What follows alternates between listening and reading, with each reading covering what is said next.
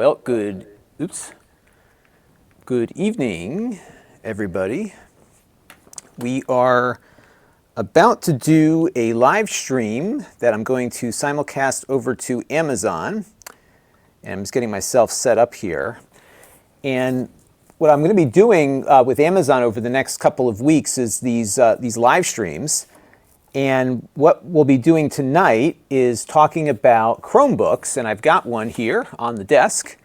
And I thought I would do kind of a revision of my Chromebook video, which was one of my more popular ones from a couple of years ago, because a lot has changed with Chrome OS, and I thought it would be fun to do that. So what we're going to be doing is simulcasting from here on YouTube also over to Amazon. And what I'm going to be doing for the first part of this video is just kind of recording something that I plan to use for the channel, and then towards the end we'll take questions and answer hopefully some customer questions over on Amazon about this stuff. So that is the plan. So it's kind of a mixed recording session / live stream. And what I want to do first here is get the Amazon audience on board. So I'm going to click go live here. And we are live on Amazon as well. So hello to the Amazon folks that are tuning in. My name is Lon. I've got a YouTube channel, and today we're going to be looking at the wide world of Chromebooks. And what we're going to be doing during this live stream is I'm going to record some stuff for my channel and for Amazon. And then after I kind of go through a little presentation about what Chrome OS is, we're going to then take your questions and hopefully get some answers to everybody. Now, so everyone who's tuning in, my plan here is to kind of run through the recording session a little bit. I want to just kind of get all of the information out, and then I'll start going back through and taking some questions as we go. And I got to make sure I've got my hydration. Love my hydration here. I should have put this on the list of products I'm looking at today. So we're going to get things kicked off. And again, if you don't see me answering your questions right away in chat, I will be getting to them. So we are monitoring that. I've got a monitor on my phone here, and I've got a monitor on screen. So that is what we are going to do here. So what I think I'm going to do is just start off with the intro, and then we'll do that. We'll take a break. I'll see if there's any questions, and then we'll continue onward and kind of work our way through this live production of a video. So it's going to be kind of a fun little project to do here. So let me just make sure the stream is going correctly here on Amazon. It looks like we are live there as well. And I'm going to hit my record button here and kick things off, and we'll go from there. 3, 2, 1. Hey everybody, it's Lon.TV, and I thought I would do an update on my Chromebook 101 video that I did a couple of years ago. It's still getting watched a lot, and a lot of things have changed with Chrome OS over the last couple of years. So what we got on the desk here is a Chromebook Pixel that, in full disclosure, came in free of charge from Google. And we're going to be talking about what Chrome OS is now in 2019 and 2020, because it does a lot. And I think it's actually a very good solution for a lot of different types of computer users. So we're going to talk about what Chrome OS is and is not, what you can do with a Chromebook, and we'll also take a look at some of the many Chromebook options that are out there as well. Lots to talk about here. Now, I do want to let you know, in the interest of full disclosure, that this particular Chromebook we'll be demoing here in the video did come in free of charge from Google. However, all the opinions you're about to hear are my own. Nobody is paying for this overview, nor is anyone reviewing it or approving it before it gets uploaded. So let's get into it now and see what Chrome OS is all about. All right, so we're going to stop my recording session there, and welcome everyone to the chat room. I'm going to be taking questions from two different places this evening. One is Amazon, and the other is going to be coming in from YouTube. So let me just jump back into the chat here and make sure that I'm not missing anything on Amazon. And I will also take some questions here. If you want to see where it is on Amazon, you can go to the link in the description. That will take you over there, but it's the same exact thing that you see here. So be advised of that. All right, so tonight we're just going to be sticking to Chromebook questions as we work our way through everything. That is the topic, but I'll try to get to some other questions that you might have unrelated to Chromebooks a little bit later. IRK Cujo says, if you have older parents or grandparents in the market for a computer, he cannot recommend a Chromebook enough to avoid those tech support calls. And I would agree with that statement wholeheartedly. I bought a Chromebook for my mother a couple of years ago, and I used to get calls from her all the time. So I started with a Windows machine that she was using, constant issues there. Switched her over to a Mac, less issues, but still issues that were erupting from time to time. Bought her a Chromebook, done, no issues. It's a very good platform for sure. So that is one of the things that I think Chromebooks are really good for, which actually brings us to our next topic, which is the introduction to this video here. So let me get going on the next stage of the video. We're going to hit record. 3, 2, 1.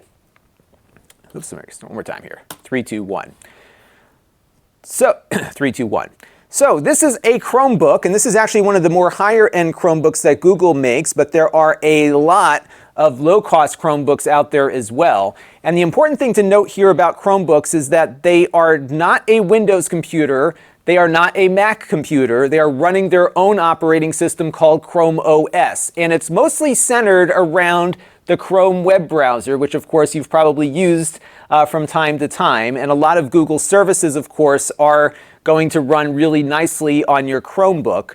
You can install, and we're going to go through all this in a few minutes, some versions of Microsoft Word and a few other applications you might be familiar with. But for the most part, you can't just go out and buy a copy of Microsoft Office and run it on a Chromebook. You have to use the Android version. I think I'm trying to figure out the best way to describe these things to everybody, because, you know, there's ways that you can run this stuff, but it's not the exact way that you'd be accustomed to on another platform. So I'm just trying to figure out the best way to describe this. I'm just going to go back to my outline here and figure out the best way to go here. So let me go back and look at my other notes here, make sure I'm not missing anything on Amazon. All right, so let me start this again. This is my process, my workflow. I don't script things because I think it's better off the cuff. 103 of you are in. Yeah, Betamax. So there are mobile versions of apps that you can run. And we're going to look at Microsoft Word actually when we get into this thing in a little bit. But I'm finding that the feature set is not quite there. So that is part of the thing. I just want to try to figure out the best way to guide the user into understanding that this is not a standard computer, but it's starting to get there. So that's kind of the direction that I want to take with that. Yeah, William, it does have Linux. And actually, this is based on a Linux operating system. And for a long time, you didn't have access to that part of it at all. But now they have been adding some of that stuff in. And you know what I want to do too is I just want to adjust my camera. So let me just turn down the brightness slightly maybe. All right, so let me go in there and try this again here. Yes, I think for those of you who haven't looked at Chromebooks in a while, you're going to be quite surprised to see how far it's come. The Android integration is a lot better. The Linux integration has come a long way as well. So I'm really quite impressed with where Android has come. And I'm finding, I'm still not there where I can recommend this as like your mainline computer for heavy duty stuff. But I think for a lot of people, even some developers, it might be a good solution there. All right. So let me start back here. 3, 2, 1. So before we jump into what you can do with a Chromebook, it's important to know what a Chromebook is and is not. Chromebooks do not run Windows. They don't run the Mac operating system. They run an operating system called Chrome OS. And it's something that initially was just an operating system that would boot up to Google's Chrome browser, which I'm sure you are probably familiar with by now. And it did a very nice job of doing that very basic task. Now, over the last couple of years, Google has been updating the operating system pretty significantly, and now it can do a lot more. But at its heart, it really is an operating system designed to run the minimum for what people might need for general computing. And by general computing, I'm talking about things like browsing the web or working on documents or doing email. If you're going to be editing video or doing a lot of high-end photo editing, doing audio editing, CAD design, a lot of the higher-end tasks that need more powerful computers are things that you probably would not want to buy a Chromebook for.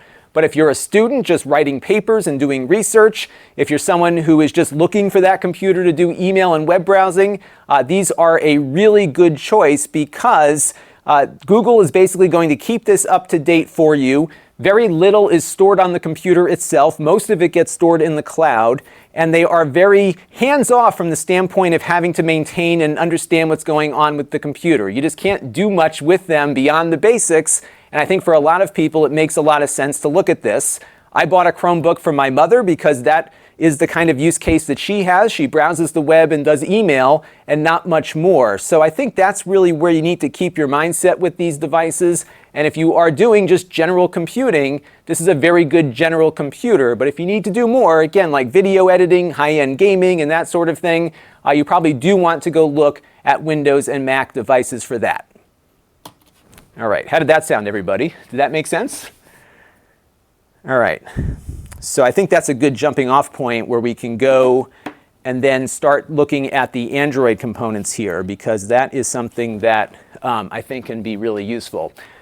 Because I do want to talk about the fact that the Microsoft Office thing is a big deal. And I've heard from people over the years about this a lot, that they buy it and like, where's Office? Not there. But there are ways that you can get it to work on here. So good. I appreciate the feedback, everybody, because this is helpful as I'm putting this together. So I'm approaching this video very cautiously because the Chromebook video that I have from a couple of years ago is doing really well. And I might be breaking up here. Don't worry, I'll be right back. All right, there we go. My TriCaster is doing an index of the hard drive. So that is, so let me just make sure I get the numbers here. Intro, and then we're going to do 801 is going to be the hardware overview. All right, so do that. Okay.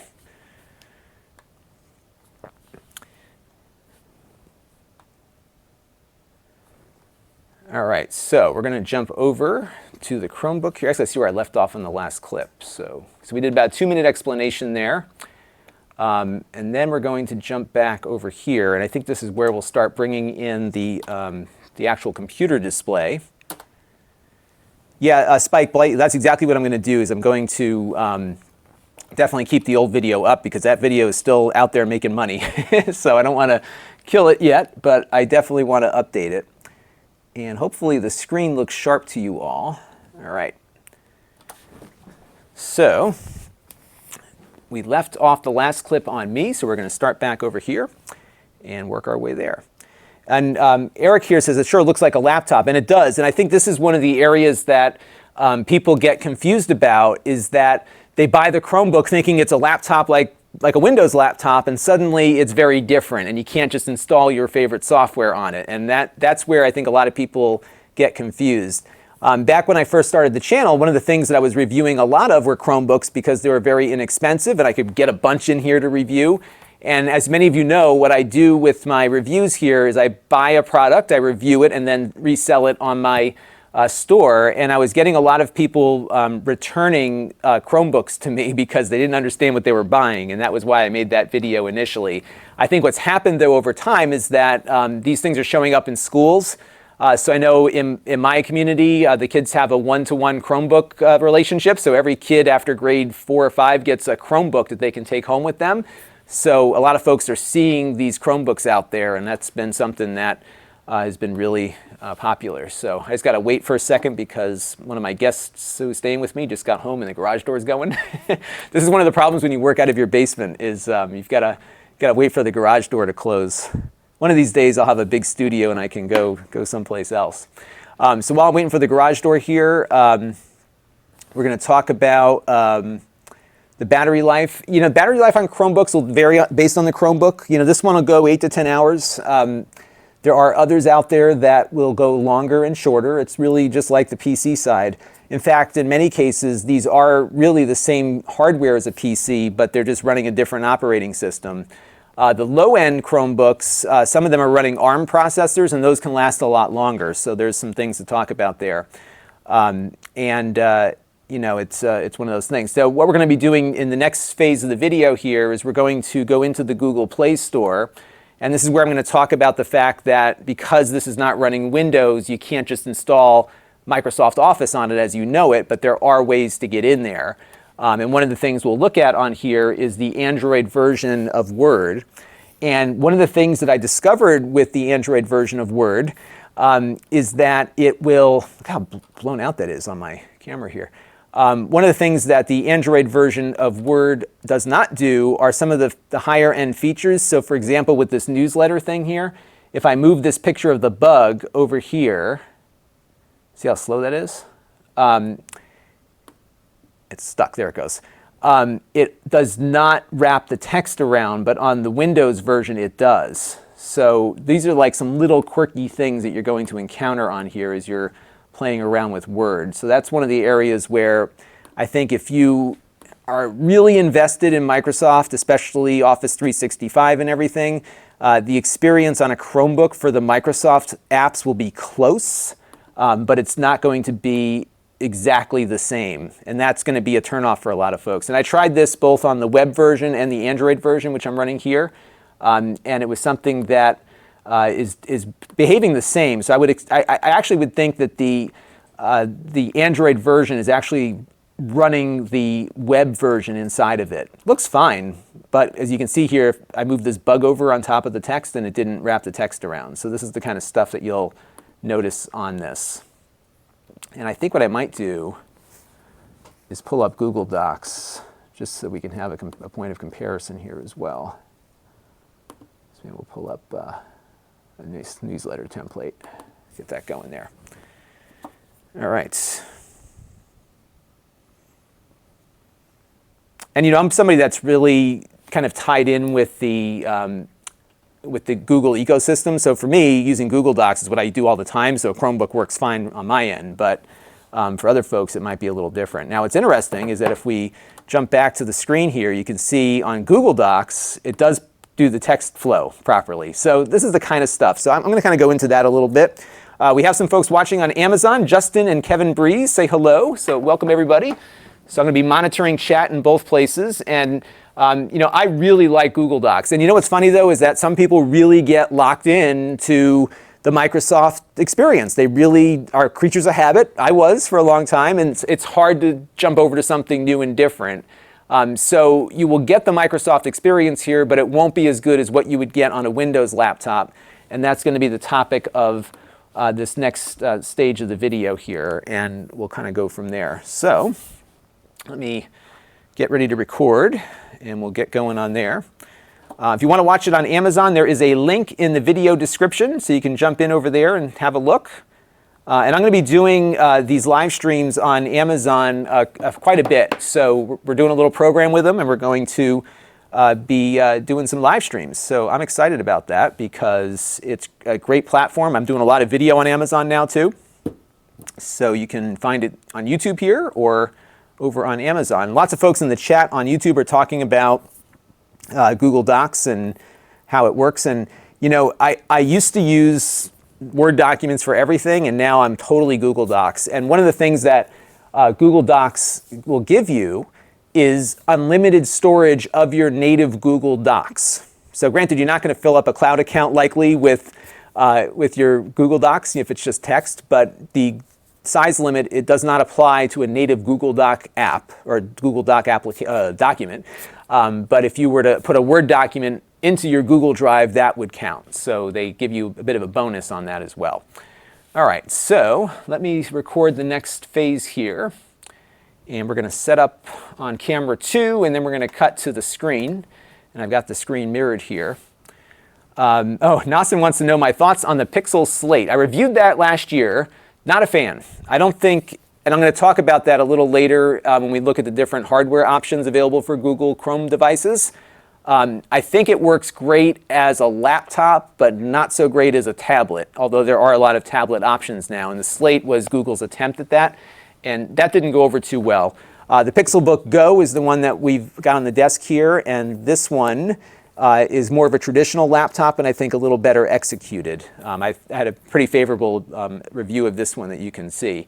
By the way, I'll be reminding you folks throughout this video that this was provided free of charge from Google, but they're not paying for what we're doing today.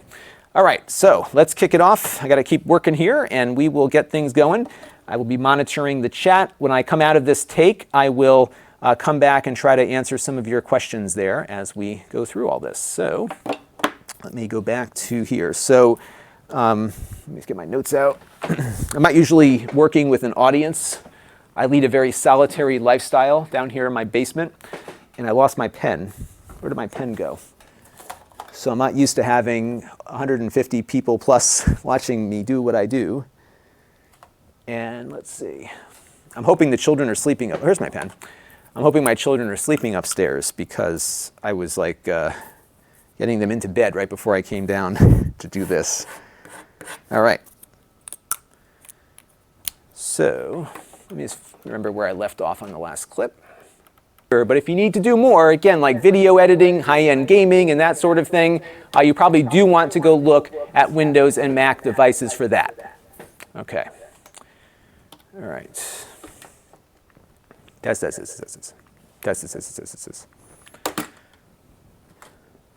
All right, here we go. 3, 2, 1. So what is a Chromebook experience like? Well, actually, let me get this out of there. 3, 2, 1. So what is a Chromebook experience like? Well, it's very similar to what you might experience on a Mac or Windows laptop, just a little bit different. What we've got here is the Google Pixelbook Go, one more time. 3, 2, 1. Sorry, guys, I do 3, 2, 1 just so I know when to cut into the edit. And also, for editing purposes, I need to leave a little bit of a trail on the start and end in case we want to do a transition or something like that. So that's why I do a countdown, and it helps my editor know when I really want to start talking. So let me start here again. 3, 2, 1. So what is the experience like on a Chromebook? Well, it's very similar to what you might experience on Windows, except it's going to be a little bit different. This is the Pixelbook Go, and other Chromebooks that cost more and less will deliver pretty much the same interface here. So what we've got right now is what you see after you log in. I should note that you do need to have a Google account to use your Chromebook. Those are free. You can pay more to get additional storage in the cloud, but generally for most folks, the free account will end up working just fine for you. But you do need that Google account to get into it, and that is what you use as your username and password to actually log into the computer. So do make note of that. And the screen here is pretty basic. What's going to happen here is you're going to be presented with your Google Chrome browser. You're also going to see some icons for Gmail and a few other applications. But most of these things, when clicked, will actually bring you to the website.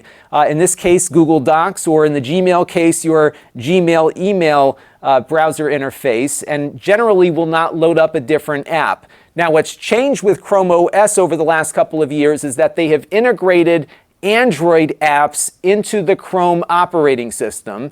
So if you have apps on your phone that you like a lot, if you have apps that you bought on your phone or tablet, there's a good chance, let me start again. That was good, but I got to figure out where we're going to cut this again. Let me see if we can salvage any of that. Maybe I'll start again. Yeah, you know what? I can make use of some of this. So let's see, 802. This is going to be Chrome OS Experience, Part 1. And you can all see what the workflow is here. Basically what I do is I talk until I screw up, and then I go back and see where I can safely cut. So that's the gist of it. All right. Yeah, we will talk about printing, Niall. Thank you for reminding me of that, because, let me see where it's a good spot to put that in here. Probably after the Android apps. So they've done a big update on printing. And it used to be you had to get this Google Cloud Print thing set up, and not all, this was really frustrating. Oh, great, here we go again with this app thing. What was really frustrating about Google Cloud Print was that it didn't work with every printer. Lately, Chrome has been just recently updated now to support more printers, and you can do that over your network. And the best thing is I've got a printer over there that is about 5 or 6 years old, and that printer is now working, which it didn't before on Chrome, and it's working over the network. So the Chromebook was able to pick it up and work with it automatically. So that was a big change. So it's a lot easier to print now than it used to be. on Chromebooks. And just give me 1 second. I've got to log back into my Amazon app here. We're simulcasting on Amazon, so I need to monitor the chat on there as well. And let's see what's happening here. It's still going to Amazon, I believe, so hopefully things are still working. What I might do actually is load it up on my browser here just so I can see it, because the app is like totally dying on me again. Bear with me for 1 second. And then we just have to play back part of what we just recorded so I can see where I can cut it off. And I just want to make sure that the thing is still streaming here. Yeah, we're still going. Good, I think. Are we going? Yeah, we're good. Okay. Okay, good. So we're still going there. I just want to make sure I don't miss any of the chat that's going on from either platform here.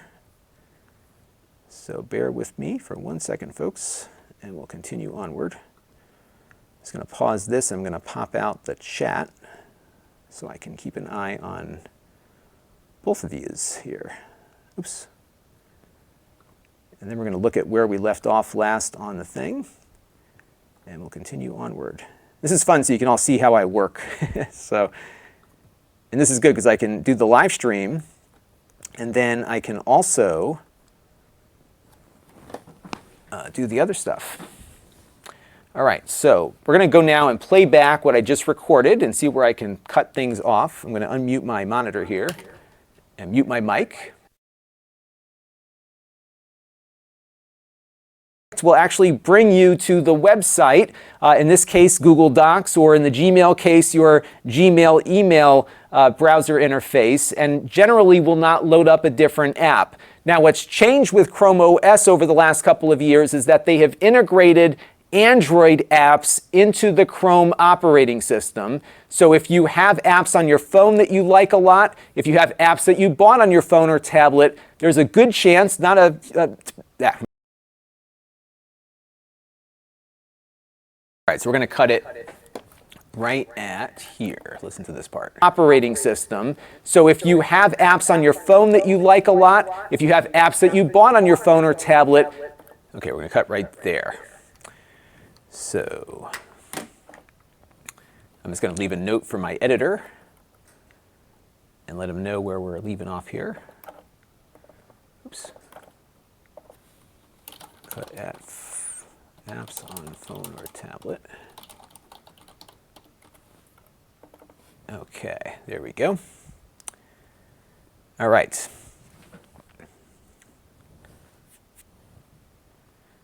So let's go there. William is asking how you can get a notification on Facebook when I go live. Unfortunately, I don't stream to Facebook, so I don't think there's going to be a way I can do a live notification to Facebook.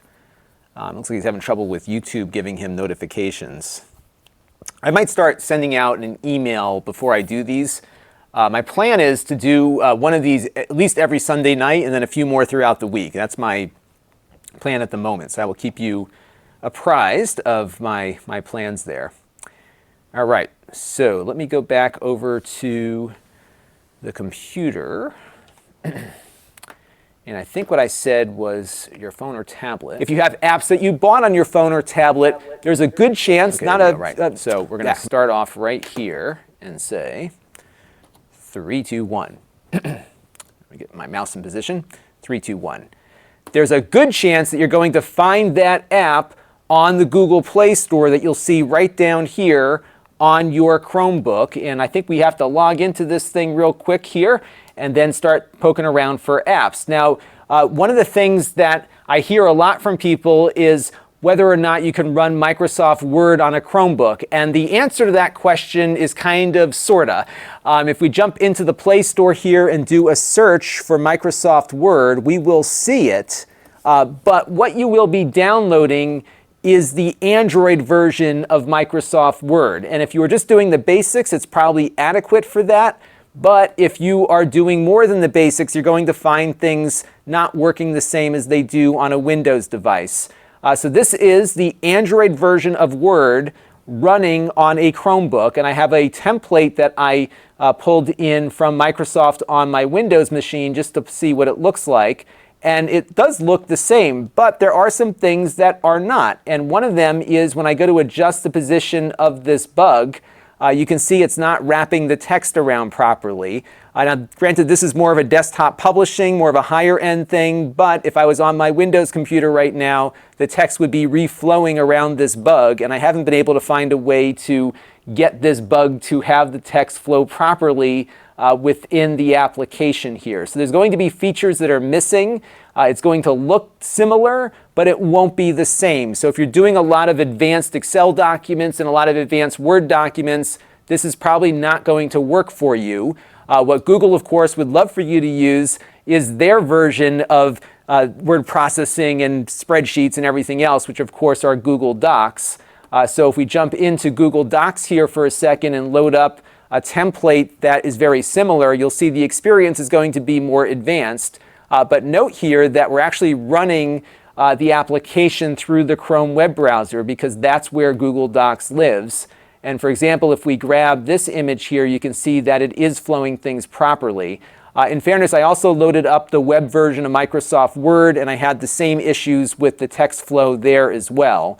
So the bottom line is that yes, you can run the Android version of Word and get most of the features, but it's not going to be up to the level that you would have on a proper Windows machine. And that's one of the trade-offs you're going to run into when you choose a Chromebook over a Windows device. Now for me, I use Google Docs almost exclusively, so this is not a big deal. But for other folks who really depend on Microsoft Word and really like that interface and that ecosystem, Chromebook probably is not going to be the best solution for you because it really can't run its own native version of Word, Excel, and PowerPoint at the time that I'm recording this video. But of course, the Google versions are pretty good and very competitive.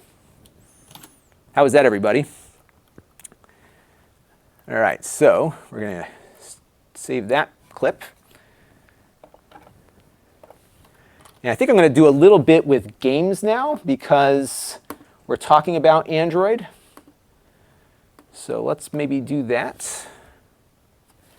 803, Android apps, and MS Word. Okay. Oops. I think my keyboard's batteries are dying, so it's been very, very temperamental lately. All right. I'll take some questions here once I get this file saved here. Okay. All right. And maybe, actually, I probably should mention that you have to use the Office 365 on here too, because that's required, I believe.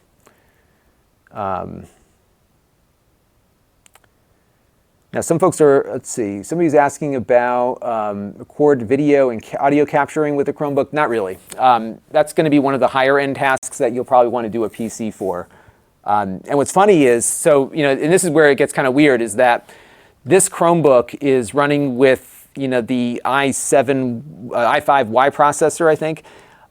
So it's capable of doing those things, but it's just not something that Chrome OS can do very well. So you'll probably want to get a Windows PC for that because it's just better tuned for that sort of thing. All right, so let's see where we left off on that Chrome component there. So I think it's important to mention. Like that interface and that ecosystem, Chromebook probably is not going to be the best solution for you because it really can't run its own native version of Word, Excel, and PowerPoint at the time that I'm recording this video. But of course, the Google versions are pretty good and very competitive. Test. All right.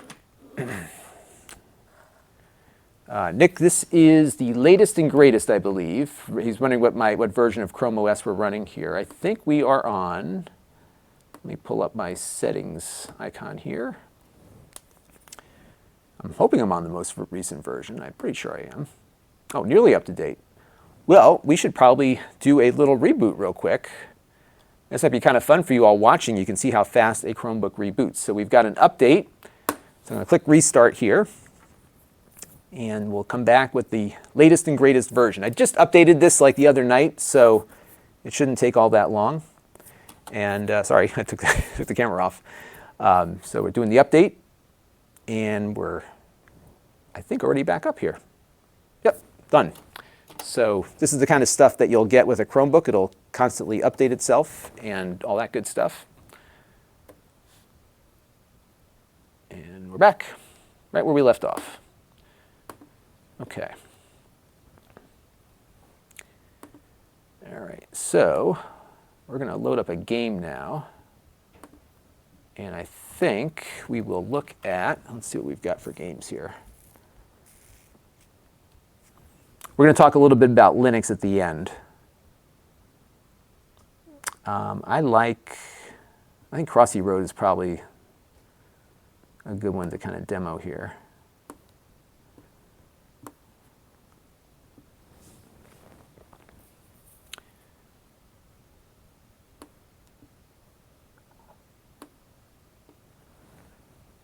All right, so we'll go with that.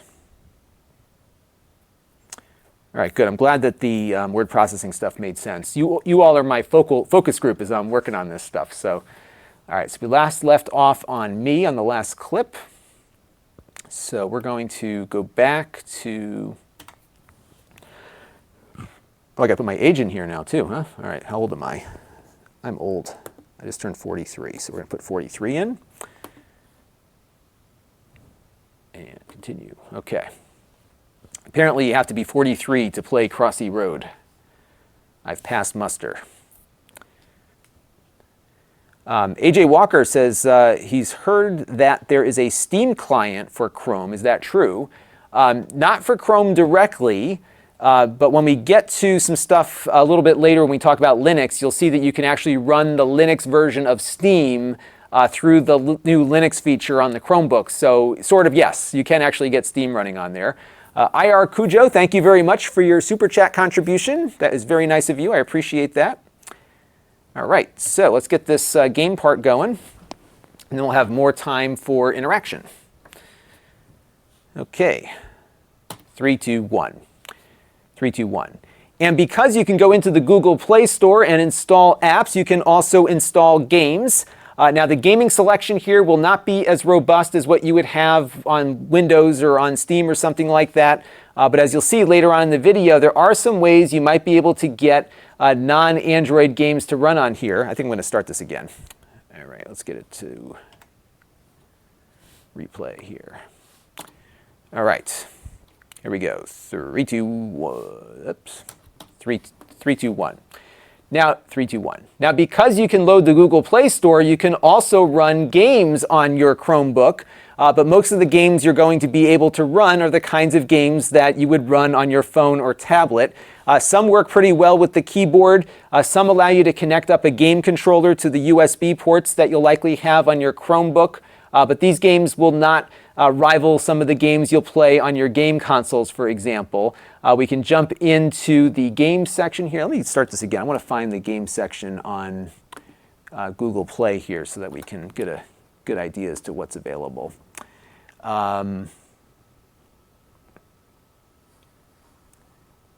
Yeah, so folks, you'll see the Linux stuff in a few minutes. So just so you know, the target audience for the Amazon stream, but also the video I'm working on right now, are general consumers. So we're going to touch on some of this stuff briefly in the video that I'm recording, but a little later we will actually load up Steam and I'll show you how it works. One thing to note is that when you are using a Chromebook, the hardware you have inside is really going to be the determining factor as to how well those games run. And of course, if you are using a device with Intel hardware like this one has, you're not going to see a lot of performance here when it comes to gaming. So just keep all that in mind. Asti Fu, thank you very much for the super chat contribution there. I am going to do Stadia. Yes, I have it. It's in the box over there. It's actually due to be unboxed tomorrow.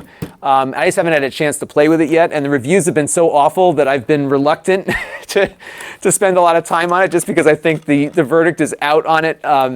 But I definitely want to give it a shot because I think there's going to be things with it that are worth talking about. And I'm eager to see how that controller works. So yeah, I got a couple of things that I want to get done this week ahead of the holiday shopping season, but we will definitely get that going on there. So let me take a swig of my fizzy water here.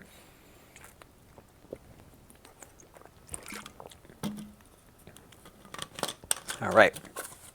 So Andrew Knight wants to know, how bad is the Black Friday Chromebook 3 that he sees from Samsung? Not bad at all. You know, you got to keep expectations in check. But here's, and I'm going to talk about this a little later in the video when people are looking at low-end Chromebooks, is that you will be surprised by how useful the low-end Chromebooks are because they don't do that much. They run Android games, which you can do on those ARM processors, and you can run the web browser. And if you're doing that, the low-end devices are good. And surprisingly, in some cases, you'll see really good performance out of the ARM versions that rival the low-end Intel versions. So there's something there. If you get into some of the things we're going to talk about later, like Linux and doing a lot of more strenuous, I should say, not really higher end, but more strenuous apps, then you'll probably want to spend more. But I think you'll get some value out of that $89 Chromebook because they can do a lot of what we're doing here on this expensive one today. So that's something to take a look at there. All right, we're going to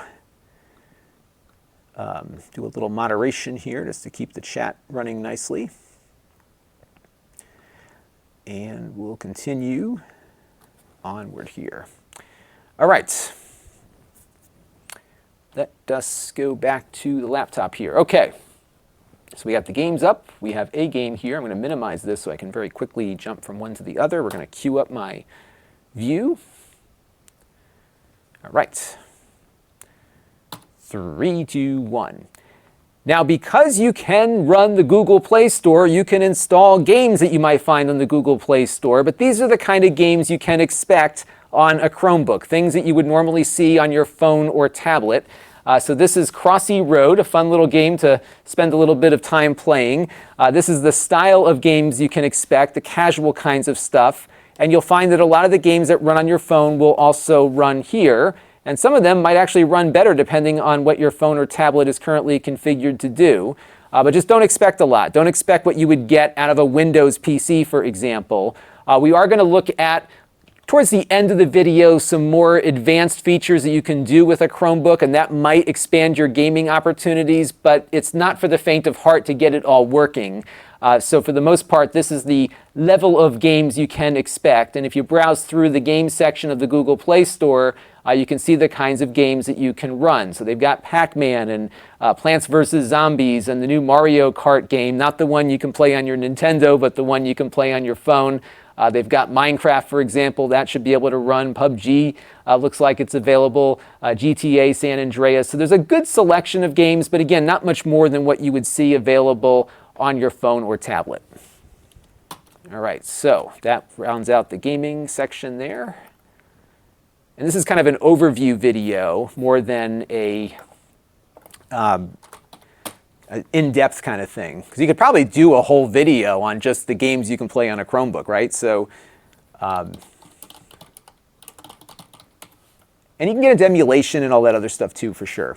All right, we got some questions coming in on the Amazon side. Ralph is asking about the 11-inch Touch 2-in-1 Chromebook on sale for $199, which has good specs and a nice, albeit small screen. Yes, the 11-inch Chromebooks are actually really popular. And if my live app here was working, I would show you on the little thing that's down below on the Amazon side how that works. The reason why you'll see so many of the 11-inch tablet or the 11-inch Chromebooks out there is that those are what are being used in education. So there's a ton of 11-inch Chromebooks out there. I like the Acer ones. I've looked at a few of those. And the reason why I like the Acers is that they have a higher end display. They're running with an IPS display, which looks better when you're looking at it on angle. So that's something to definitely look at in addition to some of the other ones there. There are so many inexpensive Chromebooks available. And towards the end here, after I finish the recording of the video, we'll take a look on Amazon at a few of the different options that are out there. I am not checking the time. I'm just getting my two-factor thing here to log back into my Amazon account on the Live app. What's been funny about this Live app is that every time I go live, it stops working and it requires me to continually log back in. So I'm hoping it doesn't kill the stream here. There we go. So, okay, so it looks like it's back up. So the one that I like, if you're watching on Amazon, I'll show you on screen here. I think I loaded it up in the thing here. The Acer Chromebook, yeah, this one here. Right now, this one's like 127 bucks. It is the Acer Chromebook 11. It's selling for like 126 bucks. I think they have some of these as like refurbished ones. And I reviewed that a while back. Again, tiny screen, but if you're looking for something small and cheap just to have as a computer that you can take with you without a lot of risk of theft and that sort of thing, might be worth taking a look at. So those are the ones that I have liked. So let me just go back to my notes here and just get caught up so I can make sure that we continue to show everything we hope to show. So I believe we talked about requiring a Google account. One thing I missed, which I had on my list here, was that it allows for multiple users. Maybe we'll cover that in a little bit. So we did the Android apps in Microsoft Word. We did the games. Oh, I wanted to do Netflix next and Amazon Prime Video, because one of the things that you can do on a Chromebook that you can't do on your laptop is the offline viewing, right? So let me just grab Prime Video and throw it on here real quick. And that's one of the things that can get confusing with a Chromebook, is that you can watch Netflix and YouTube and Amazon Prime both with the app and the browser. And I found that the app experience sometimes can be better because it offers you the ability to download stuff, for example. So those are things that I think are considerations that you should have when you're looking at this stuff. So bear with me for 1 second. We're just going to jump in to my Amazon Prime here.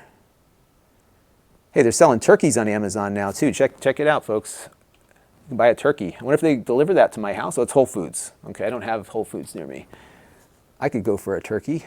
Copy password here. Let me just jump back over to my app and just paste that in there. Okay. And we're going to sign in. I got to do my two-factor again. All right. Oops, I changed the number on me. So I have the two-factor running on my watch now, which is very convenient. All right, sign in. Okay.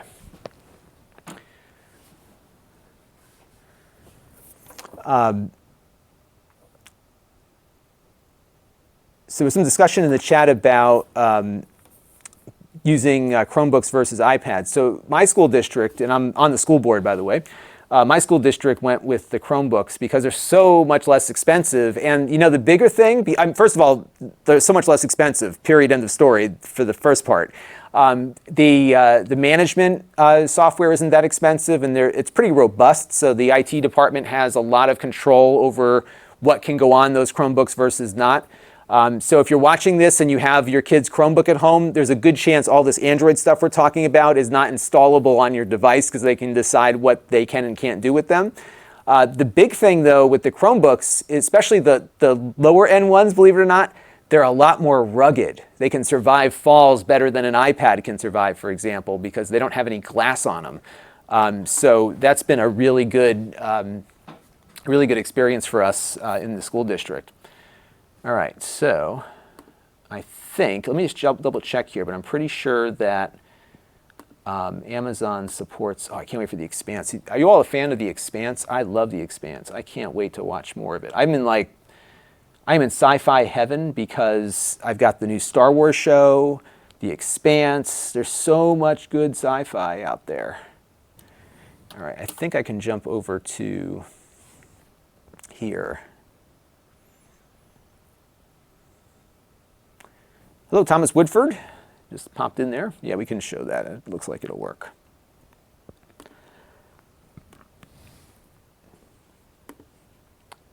All right, this will work. Perfect. Okay, so we're going to do Amazon Prime Video as the demo here, because we are streaming on Amazon after all.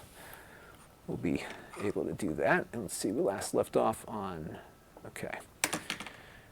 All right, I'm going to start off on 2. And a good selection of games, but again, not much more than what you would see available on your phone or tablet. This. 3, 2, 1. 3, 2, 1. And because 3, 2, 1. And one of the other things you get access to are the Android versions of your favorite media streaming applications. And there are some things on a Chromebook that you can do that you might not be able to do on other platforms depending on the app. So for example, right now I have Amazon Prime Video, the Android version, running on my Chromebook. And one of the cool things that I can do with this is download things for offline viewing. And this is not me watching the LOL Surprise Winter Disco movie, but my daughters love LOL Surprise dolls. That's my thing. Let me start that again. That's kind of funny, but I need to explain that better. I'll jump back here. All right. 3, 2, 1. Now, because you're using 3, 2, 1. Now, one of the things you'll gain access to through the Google Play Store are the apps for your favorite video applications. So I've got Amazon Prime Video here, 3, 2, 1. Now, one of the things you'll find on the Play Store on your Chromebook are the apps for streaming video, like Netflix and Amazon Prime Video. We're running the Amazon Prime Video app here right now, again, the Android version. And one of the cool things that you can do with the Android version is download stuff for offline viewing. So on this laptop, I can download a bunch of movies and watch them on a plane. And that's something you can't always do with a Windows machine or a Mac computer. Windows does have some apps that allow for offline viewing, but not everything out there supports it. There's a little bit more compatibility here for that on the Android side of things, and I can download my daughter's favorite movie at the moment just by clicking this button here and be able to watch it offline. And that's one advantage you'll get from this.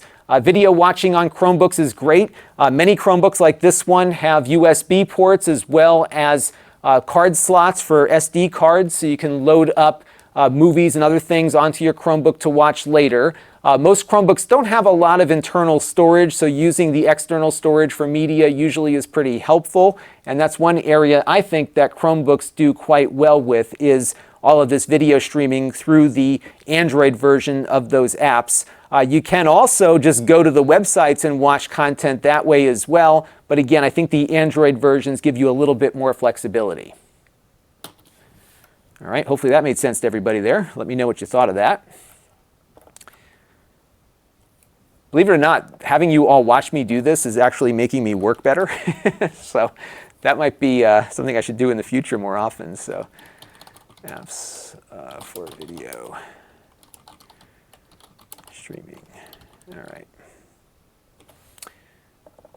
I think there's not a lot of high-end Chromebooks. Agent 091 is talking about high-end Chromebooks for at the 10-inch form factor. There probably isn't many there that are. And I would love to know like the market research behind how do you determine what to offer the consumer. Asus has the Chromebook Flip, which is a 10-inch device. It's ARM-based, but it's running with a pretty nice ARM processor. It's not going to rival, some high-end Intel device, but it's certainly pretty capable. I reviewed that one a while back. I was pretty happy with it. All right, so we got through the Netflix stuff. We should probably touch on printing real quick. And what I want to do is try to figure out a way to demo printing to all of you. So let's go over, let me take a look here and see if I can find a good way to demo printing. Printing has been, I think I just touched on this a little bit earlier. Printing has been vastly improved. Brian, I am going to definitely cover the expiration date stuff in a minute because I think that, it's funny, it's 6.5 years from the time that the Chromebook is released. And that's the big thing to keep in mind, is that it's not when you bought it, it's when it was released. So if you are looking at a low-end Chromebook that's been out on the market for 2 years, you've got 4 years of updates. And that's one of the things that people need to keep in mind there. So Stacy Alexandria wants to know about Google Cloud Print going away. And yeah, they are killing it, but they have added a lot of native printing support. So let me just pull up the printer options on here because it's gotten so much better. There's actually a whole printing section here. And if I go to printers, here, let me remove my Lexmark printer here, and you'll see it show up here on the list. Let me pull back over to my screen here. So if I jump back out of here and go to printers, oh, where did it go? Ah, my printer's gone. What? Here I was about to say how great the printing is, and now it's not there anymore. Let's see. Save detected printers or add a new printer. Let's see. So it is working now over the network, and I must have set this up manually before because now it's like a whole big thing. All right, let me go back and see because I'm pretty sure I've got this on my local, the right network here. Yeah, I'm on my home network. I may just reboot and see if it shows up here. Because before it was popping up just automatically. Yeah, this is still not there. So network printing works, but what I'm going to do here is just reboot real quick and see if as I just removed the printer that I had configured, stupid me. So let me see if it can come back up here. But actually, I actually prefer the new printing method to cloud print because my laser printer over there didn't support cloud print, and I'm able to print to it now with this thing. And last night, when I set the printer up, it was just there waiting for me. But I'm not sure if I had configured it manually before. So that's going to be one thing I'll need to point out to people.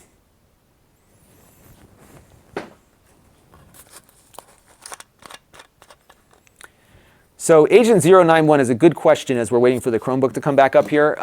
He's saying, look, with iPads being so much more capable, and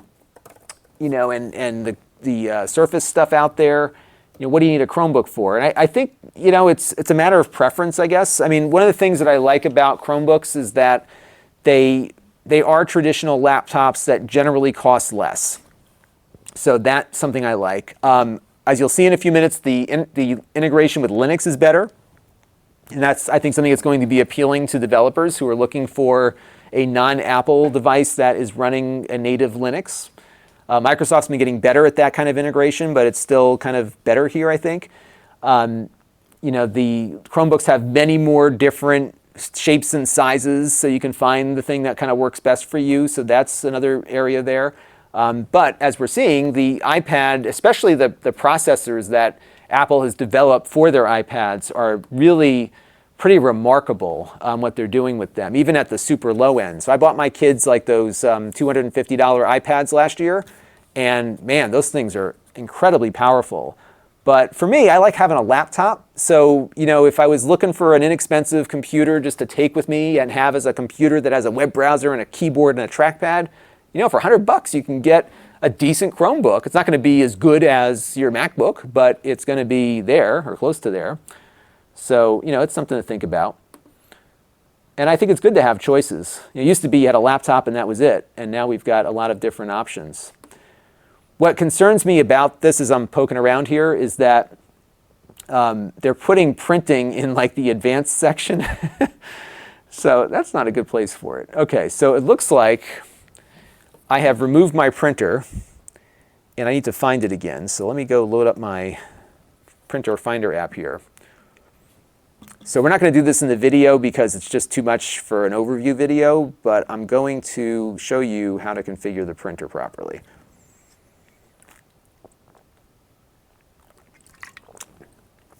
I just got to find it on my list of things here. So bear with me for 1 second.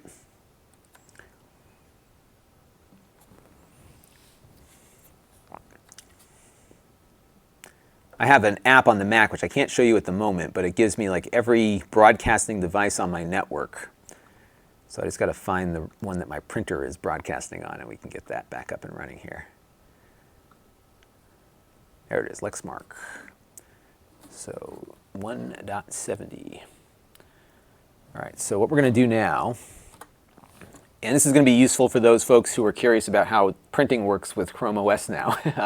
I'm guessing there's printers that will work better than how I'm doing this right now, but at the moment, it looks like I got to manually type in the IP address. Oops, 170.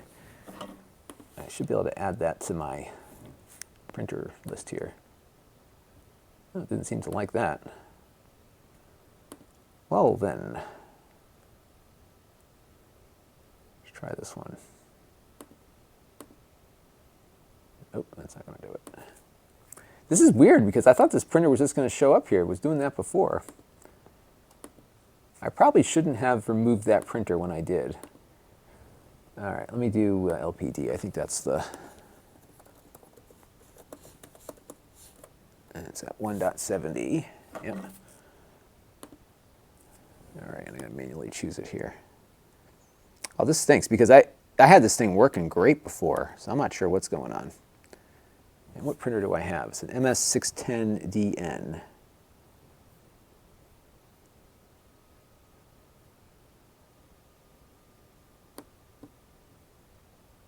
All right, let's add that. Okay. So now I'm going to just, I'm just going to print out something real quick here and just make sure that it's going to work. So I'll just go to the NASA webpage real quick and just print out that.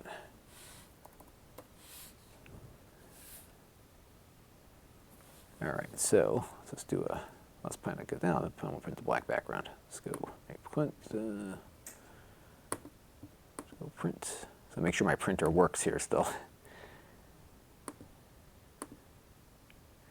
See, now it's seeing it. Oh, that's weird.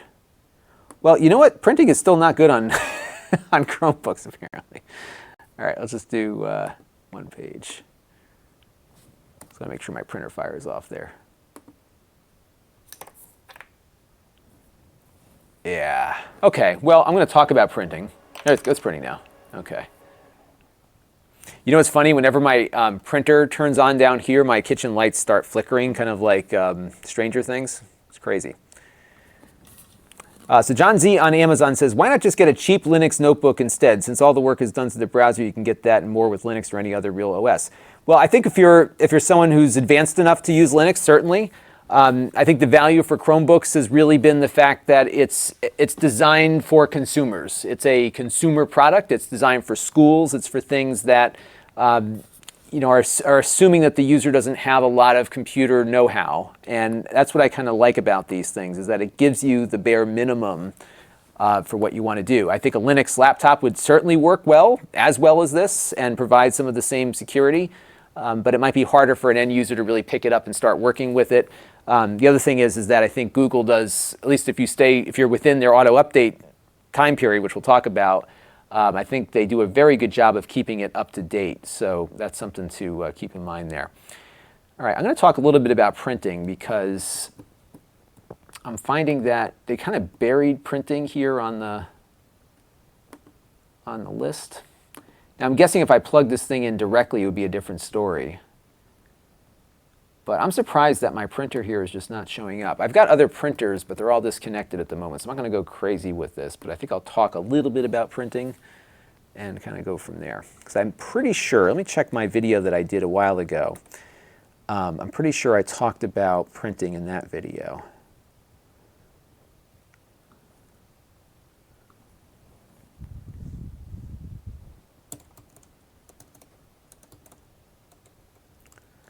Let's see, Chrome 101. Let's see what we got here.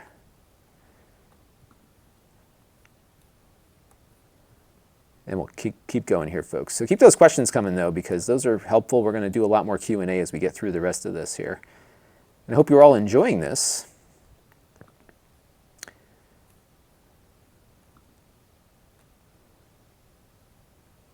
Yeah, I don't think I've even covered printing before.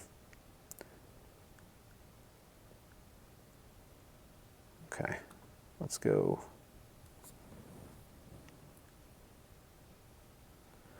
Devi Nully wants to know if Chromebooks are boot locked so you can't easily install other operating systems. Oh yeah, these things are locked down like you wouldn't believe.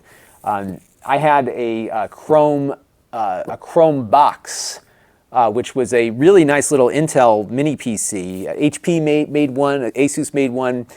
You actually had to take it apart. There was a screw inside that you had to remove the screw to even be able to get in there to start loading in something different. There was a BIOS update that a member of the community had to write to be able to get this thing going. So yeah, when you buy these things, it is Chrome OS or nothing. It's going to be really hard to get the rest of that stuff going on there. All right, content that way as well. But again, I think the Android versions give you a little bit more flexibility. All right. I almost feel like printing should go after the Android apps. be up to the level that you would have on a proper Windows version of Word, Excel, and PowerPoint at the time that I'm recording this video. But of course, the Google versions are pretty good and very competitive. Yeah, so you know what I'm going to do here? We're going to insert printing right after we talk about Microsoft Word and stuff. Let's see how we start the Android apps section there. Let's see. 3, 2, 1. Now, because you can run the Google Play Store, you can install games that you might find on the Google Play Store, but these are the kind of games you can... I think we're going to put printing in 803 here. Okay, so let's talk about printing. So we cut that over there. All right, so let's go jump back to camera 5. And what I'm going to do here... Sorry, folks, I'm just talking to myself. Yes, echo, sorry. I have my monitor running. So I'm going to talk about printing right in here. And I'm glad that that question was asked, because I would have missed it because I didn't put it into my notes. And as we saw here, we just had a problem printing. So it's definitely going to be an issue.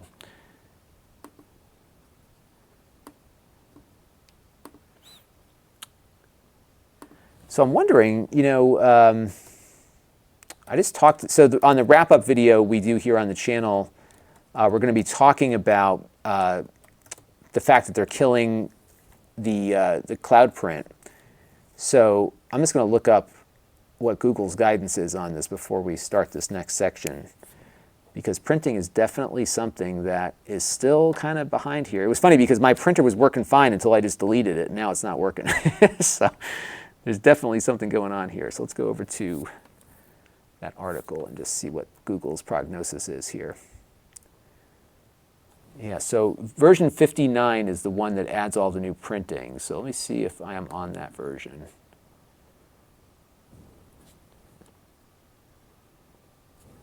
All right, bear with me, folks, for one more second here.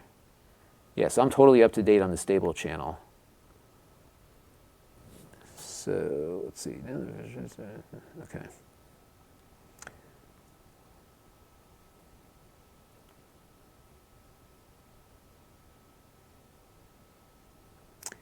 You know what? This is not going to be easy. So what they prescribe here is apparently what we just went through. So I was able to get the printer working, but I got to get the IP address going. So let me just see, print a page. All right, let's see if it, you know, let me try this direction, because it could be that I went about it the wrong way. So I'm just going to go back over to my Chromebook here. Let's go and print this way and see. I'm going to remove the printer again, so let me do that real quick. Because I'm curious if I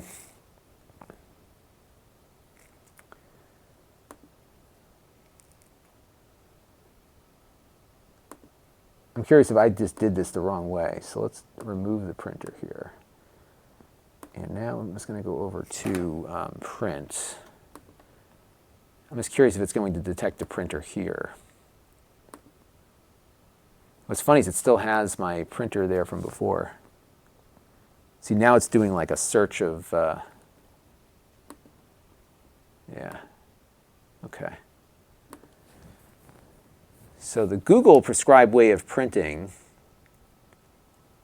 yeah, this is no way people are going to do this. You kidding me?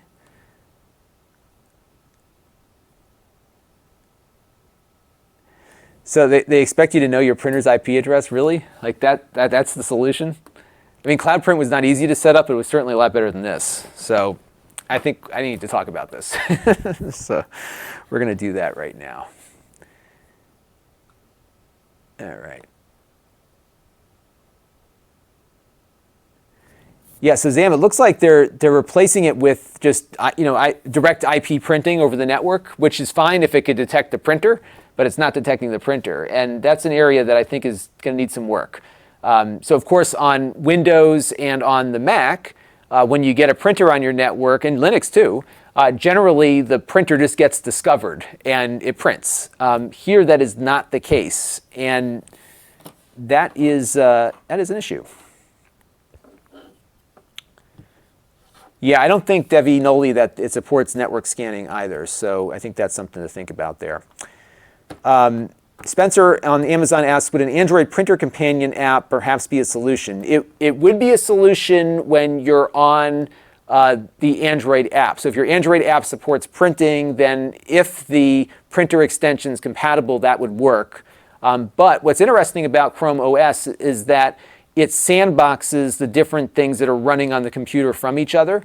So in the case of Android apps, they are running like their own container. Some stuff can carry through, but for the most part, they kind of keep everything separate. So printing is really, I think, going to remain an issue with Chromebooks. Sam, thank you very much for your super chat contribution and your super sticker. That's right, you can do stickers now. It's the new thing on YouTube, or the sticker packs, and they just did a big video about that the other day. So, all right, so we're going to pick it up at the end of clip 803, and we're going to talk about printing.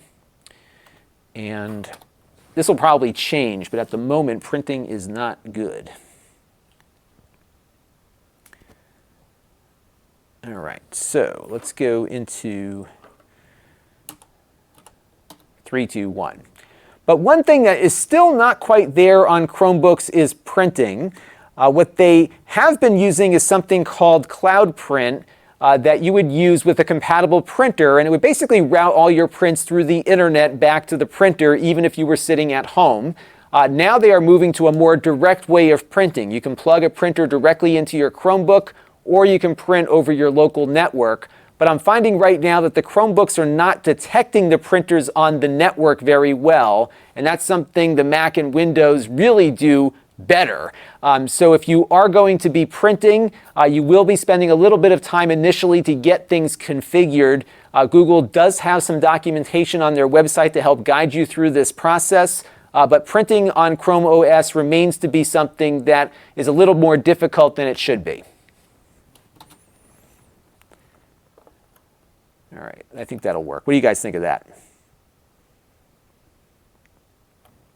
Yeah, Google Stadia printing, now with low latency. I think we just summed it up pretty well there, didn't we?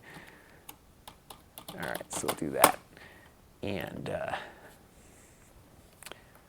good. So we got printing on there, and then I think I ended up on me on the end of that clip. Yep, and then the next one starts off 3, 2, 1. Okay, so we won't have any jump cuts. I'm an anti-jump cut kind of guy, so I don't like to have jump cuts if I can avoid it. Okay. So let's see where we left off here.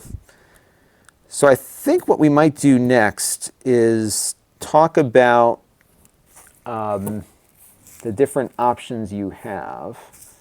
Actually, maybe we'll talk about multiple users. Let me set up that real quick. So I'm just going to sign out of myself here and just add in my other Google account that I have.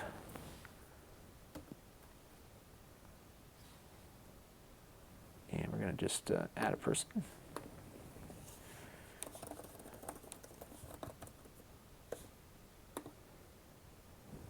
Hope you all are enjoying the stream. Let me know.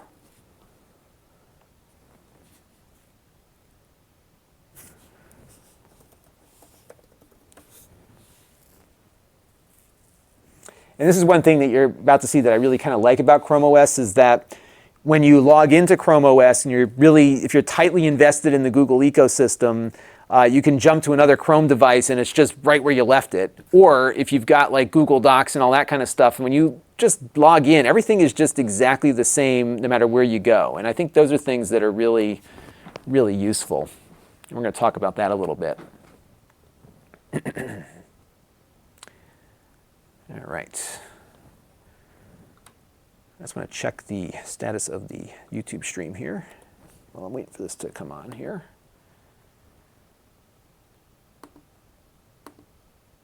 Gosh, they have so many things they want me to do now.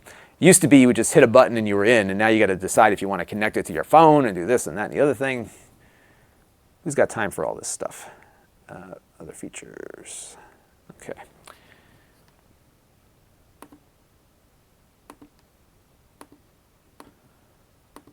I'll go back to the login screen here.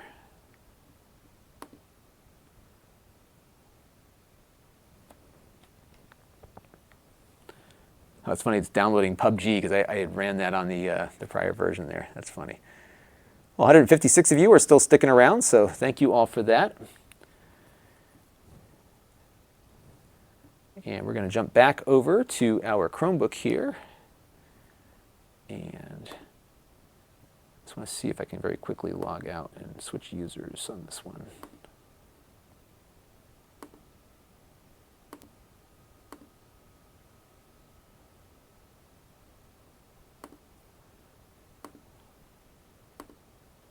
What's funny, this Chromebook seems to like shut itself off. Maybe that's what they all do now. It turns itself off when you sign out. I thought that was different. Okay.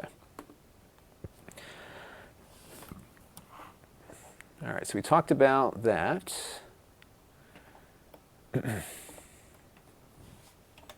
Test.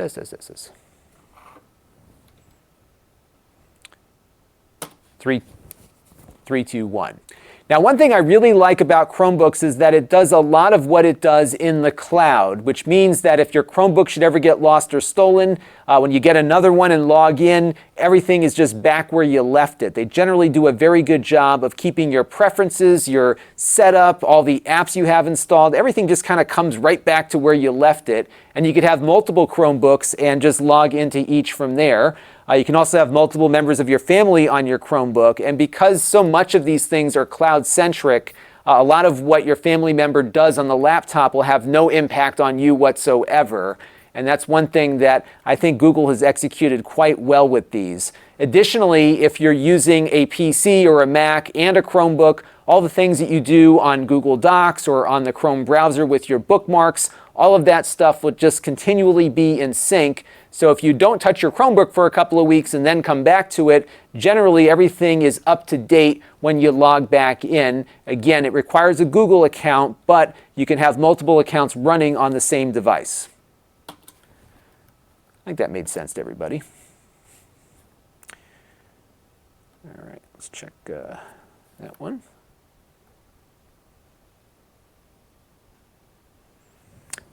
Yeah, Debbie Nolte, I think they just go to sleep after that, for sure. And yeah, I'm going to be showing you all the Linux stuff next. And I'm not going to go into a lot of detail in the video I'm making, but I will go into some detail with you on the stream so you can see exactly what the developments are with this stuff. All right, so before we do that, though, I think what I want to do is I want to talk about the different options that are available for Chromebooks. So I'm just going to pull up a few. I'm going to kind of browse through the Amazon pages just to show folks what some of the differences are. And actually, I'm going to do this in 2 steps because I'm going to touch on. I've reviewed so many different types of Chromebooks that I have B-roll that I'm going to edit in later with all these different devices that we have seen, and I'll give some thoughts on all of those and my opinions of it. And kind of go from there. And William Wilkinson's wondering how big the hard drive is. I think this one is like 32 gigs. They don't have a lot of space. They don't need it. But yeah, so Michael Kane here says it's 32 to 256. That's typically what you see. Most are in like the 16 to 32 territory. The inexpensive ones generally are 16. And again, so little is stored on them that it's limited. Debbie Nully, the cheap ones typically have eMMC memory. The bigger ones, like this one's got an NVMe drive in it. But it's kind of overkill because it's certainly fast, but how fast does it need to be? All right, so we're going to cover the hardware options next, and this is going to be a B-roll kind of thing.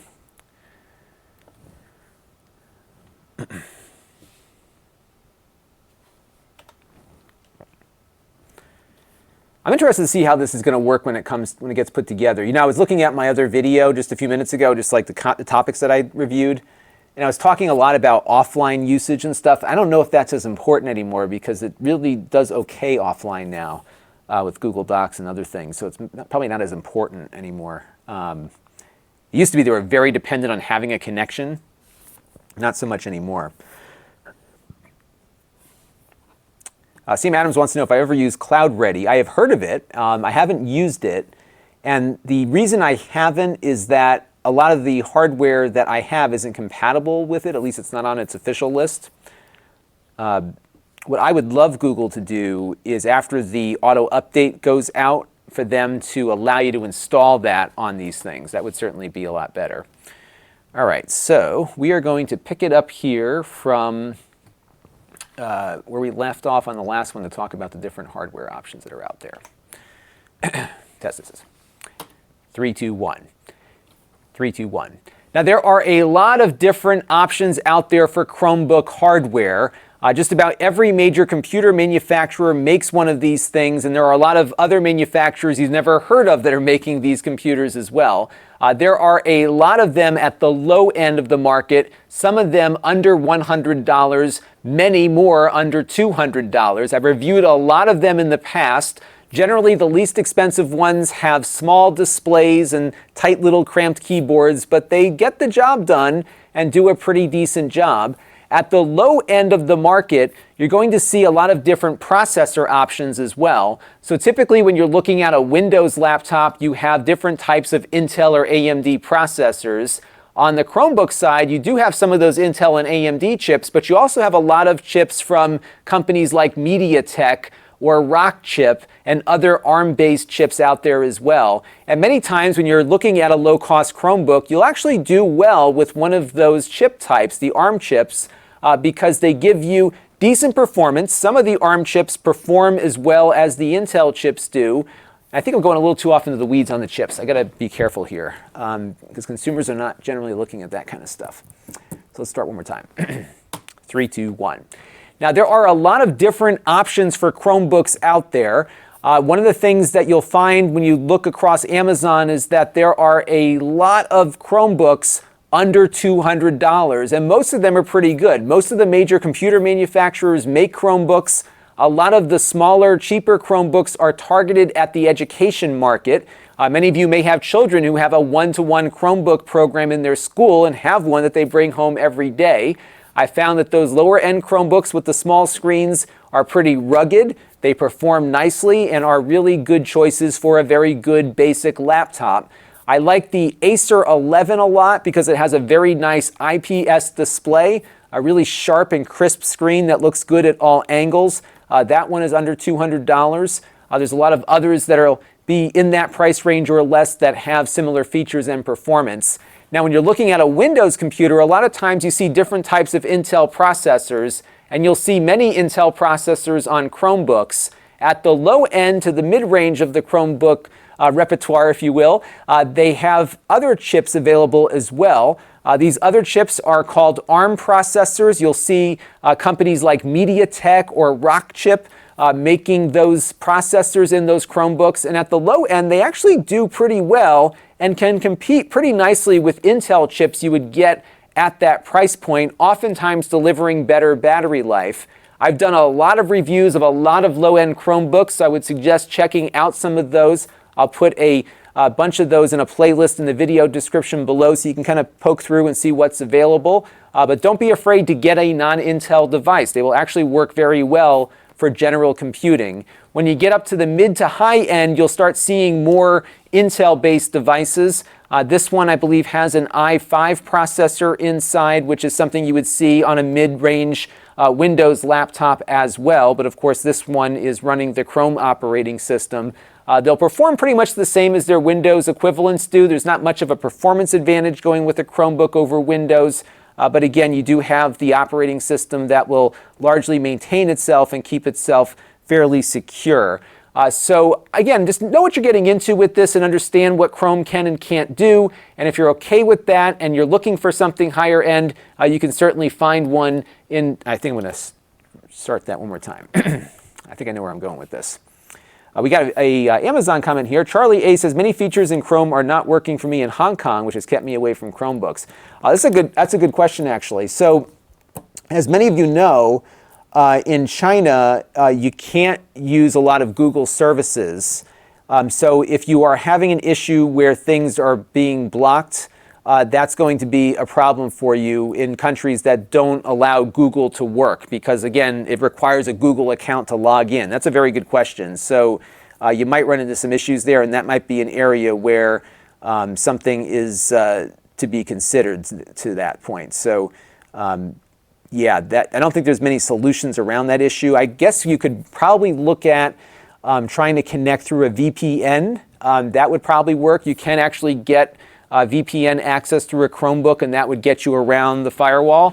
So that's an option. But yeah, Charlie, your options are pretty limited, I think, if you're looking at a Chromebook overseas, for sure.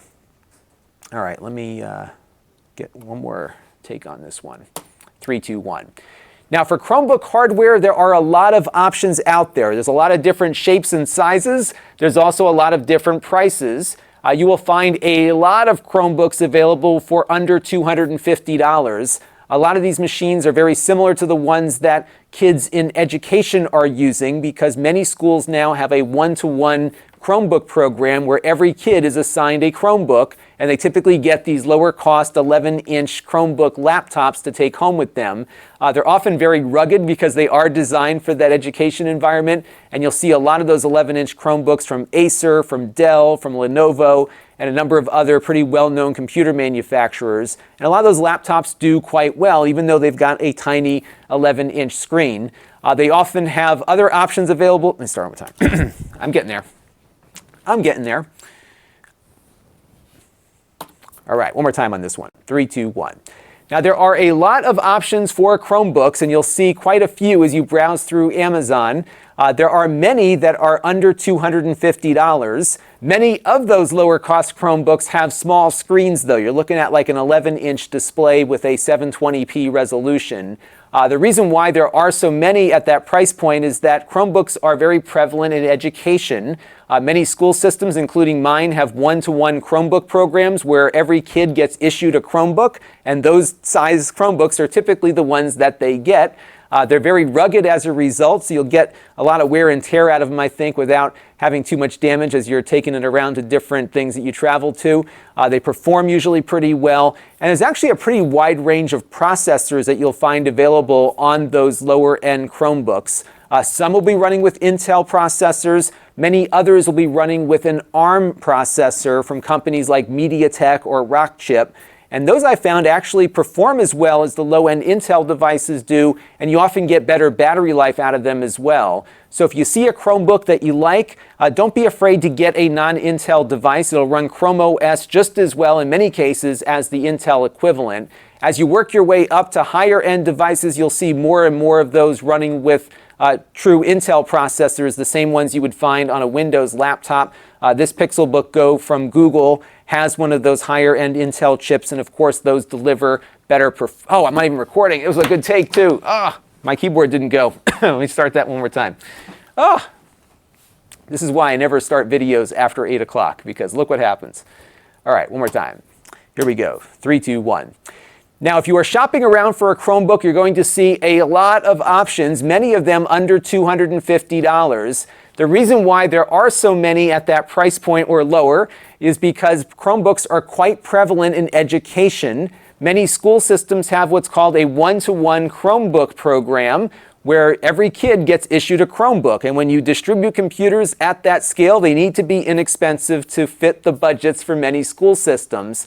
What's nice about these lower cost small Chromebooks like you'll see in schools is that they're very rugged because they're designed for kids who toss them around all the time.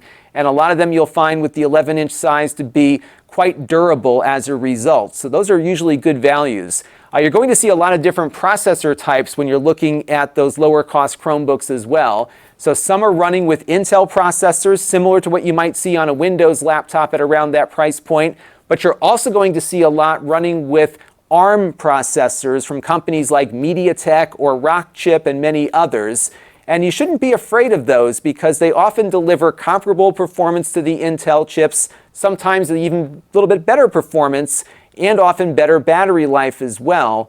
So those are definitely something to consider because they really do, I think, perform nicely for the price point. And I've reviewed a ton of those, and you can see those listed down below in the master playlist. There's a lot of different... I'm going to start this one more time. Every once in a while I get tripped up when I'm doing one of these things, and especially when I know I'm running B-roll. I've programmed myself, because I am doing a lot of these videos in real time, to have the B-roll queued up. And in this case, we're going to have it later when we do the edit. So I'm going to just take a sip of water here real quick and get my throat cleared up.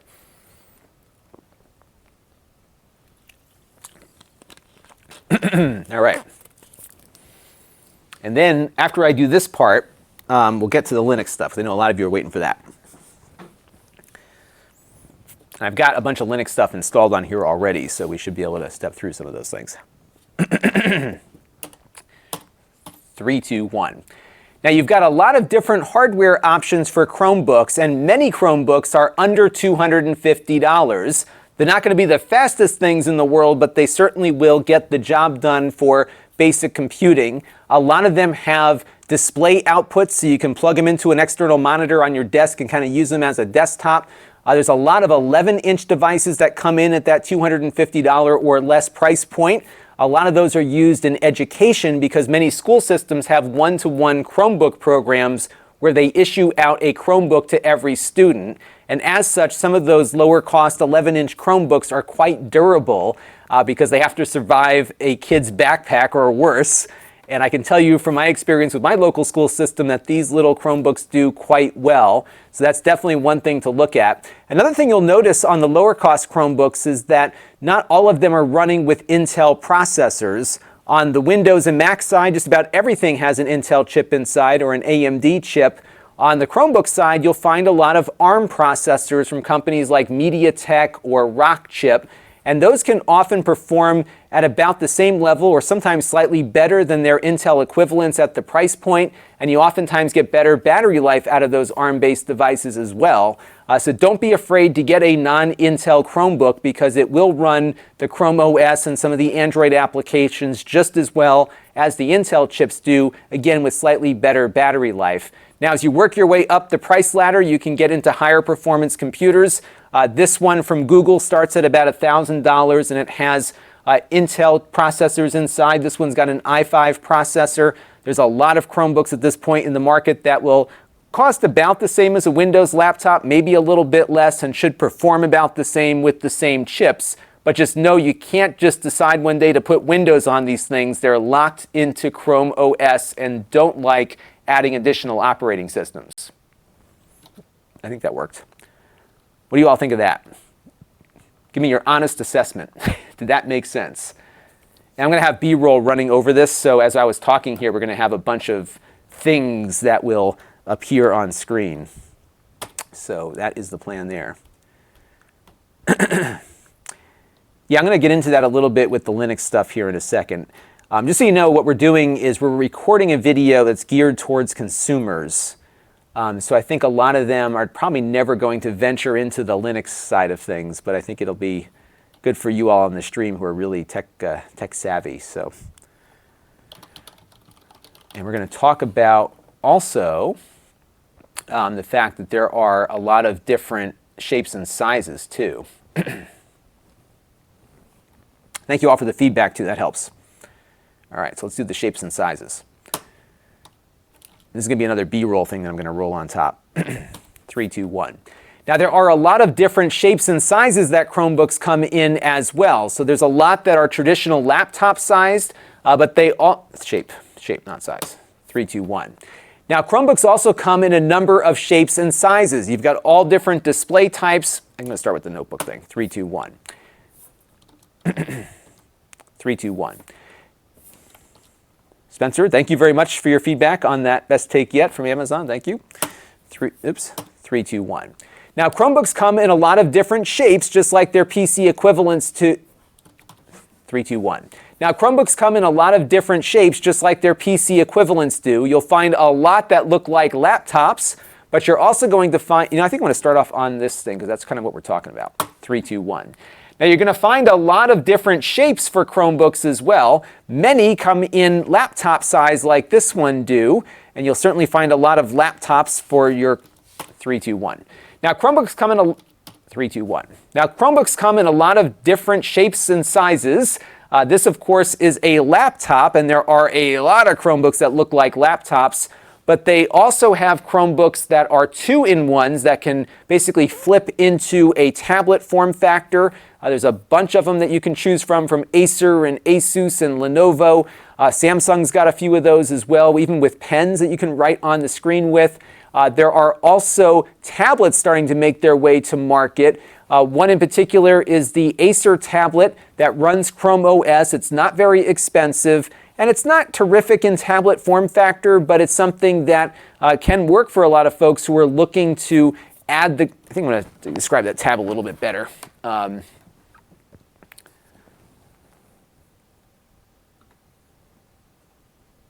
I'm glad that somebody finds this amazing. Oh, this is Kyle Kennedy finds this amazing. Great. I'm glad you're enjoying this, folks. Because I never know, I'm not much of a live streamer, so, but it's fun to kind of show you my workflow. And now that you're all watching me, I'm actually performing my job better because I'm typically taking longer to do these things than usual. I'm only an hour and 35 minutes in. Usually it's like 2 or 3 hours to get a good take. So let me start again. Oops. 3, 2, 1. Now, Chromebooks come in a lot of different shapes and sizes. The most common shape, of course, is the laptop form factor, and you'll find a lot of options in this shape.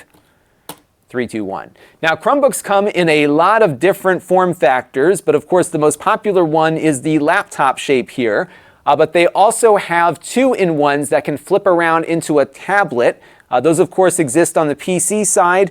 They're on the Chromebook side as well, complete with touchscreens. In fact, this laptop version also has a touchscreen available on it, so you do get some of those accoutrements here on the Chrome side.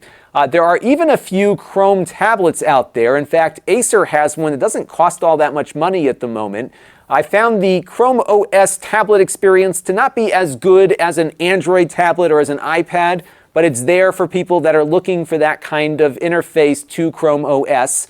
They do have some handwriting recognition and some things that can help you use the pen to navigate the operating system. Everything goes full screen when you go into tablet mode on these as well. You can check out some reviews that I've done of all of these different form factors in the description down below. We've looked at just about every type of Chromebook you can imagine. So definitely poke through that and see what's out there for you. But you can get a lot of the same things you get on the PC side in Chrome OS form. Okay, we're going to try one more time because I'm so excited to show you Linux stuff that I'm like thinking about that and not concentrating on the task at hand. 3, 2, 1. Now, Chromebooks come in a lot of different form factors. The most popular, of course, is the laptop form here, but they also have 2-in-1s, just like you'll see on the PC side. These are Chromebooks that can flip around into a tablet. Some are heavier than others, some are a little less clunky than others, but you have that as an available option. Many of those Chromebooks have a pen that you can use to write on the screen, so you can do some drawing and a few other things. Just note, though, that the amount of artistic applications on Chrome are not as plentiful as what you'll find on the iPad. And if you are really looking for that pen interface and wanting to do a lot of digital artwork, I think the iPad is still the best way to go. The Apple Pencil is a really advanced digital stylus that no one else has really been able to catch up to just yet. But for basic note-taking and that sort of thing, the pen-based Chrome devices, I think, are pretty usable. I've reviewed a bunch of those in the past. There's a big playlist down below in the video description that you can check out. So definitely have a look at that. And now we're starting to see some tablets running Chrome OS. Not many because they aren't so great as tablet-specific devices just yet. But Acer has one that's pretty inexpensive. Google made one last year that wasn't so well received, but they're starting to make their way into a true tablet form factor without a keyboard. They have some handwriting recognition available, so there are some good interfaces here developing on Chrome OS, but I think if you're in the market for one of these things, having a keyboard attached really is probably the best way to use these devices. I wouldn't suggest going for the full tablet device just yet. Let me know what you all thought of that one. I was kind of rambling a little bit. I'm going to play that back and listen to it, and we will see if it passes my muster here.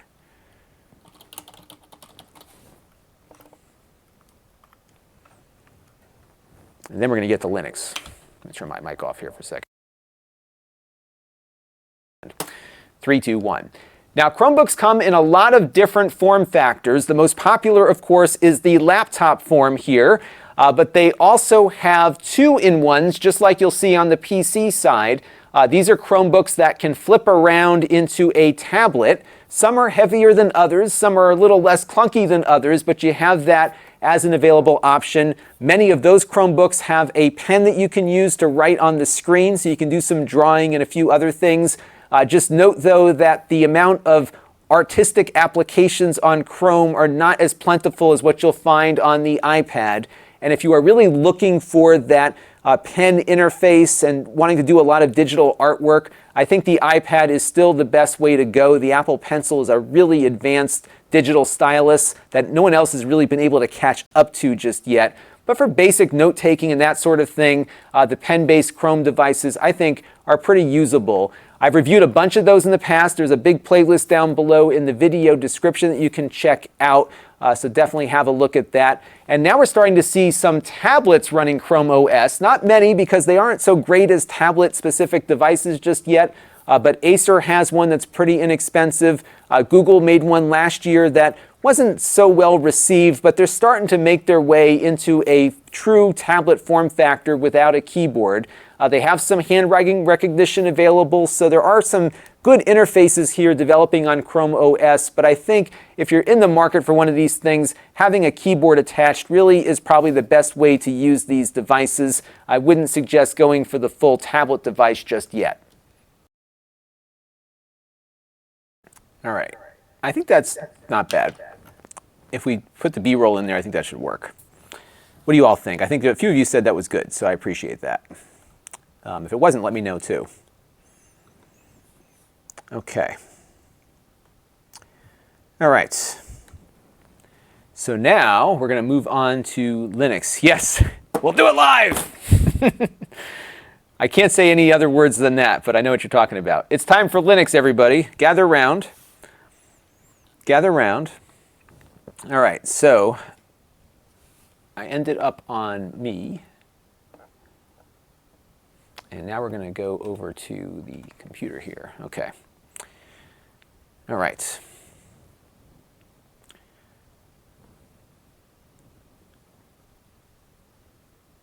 Linux, Linux, Linux, Linux, Linux. All right, let's get some excitement for Linux. All right. Now, just so you all know, I'm going to touch on it briefly here, and then we'll spend some time on the stream with this, okay? So don't worry, we're not going to skip anything. But we're going to not spend a lot of time here just because general consumers are probably not going to be doing too much with that. All right, here we go. 3, 2, 1. So now we're going to take a look at... let's make sure I got all that. Okay. You know what? Yeah. You know what? We need to do the end of life first. Sorry, folks. sorry. I want to talk about end of life real quick because that is something that's really important for people to know about. So let me just look it up here. End of life. Or auto update policy, that's what we're looking for. And then we will do Linux, I promise.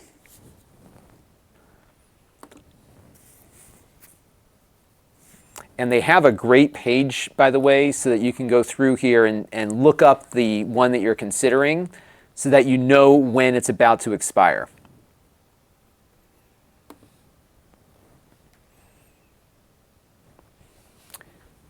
Test. All right, so we're good there. So we've got, last clip was on me, and we're going to switch over to this thing.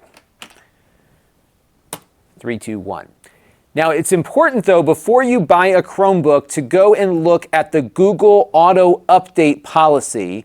And the reason is that most new Chromebooks are going to get updates for about 6.5 years. I think it's still 6.5 years. Is that the... Let's take a look here. I think it's...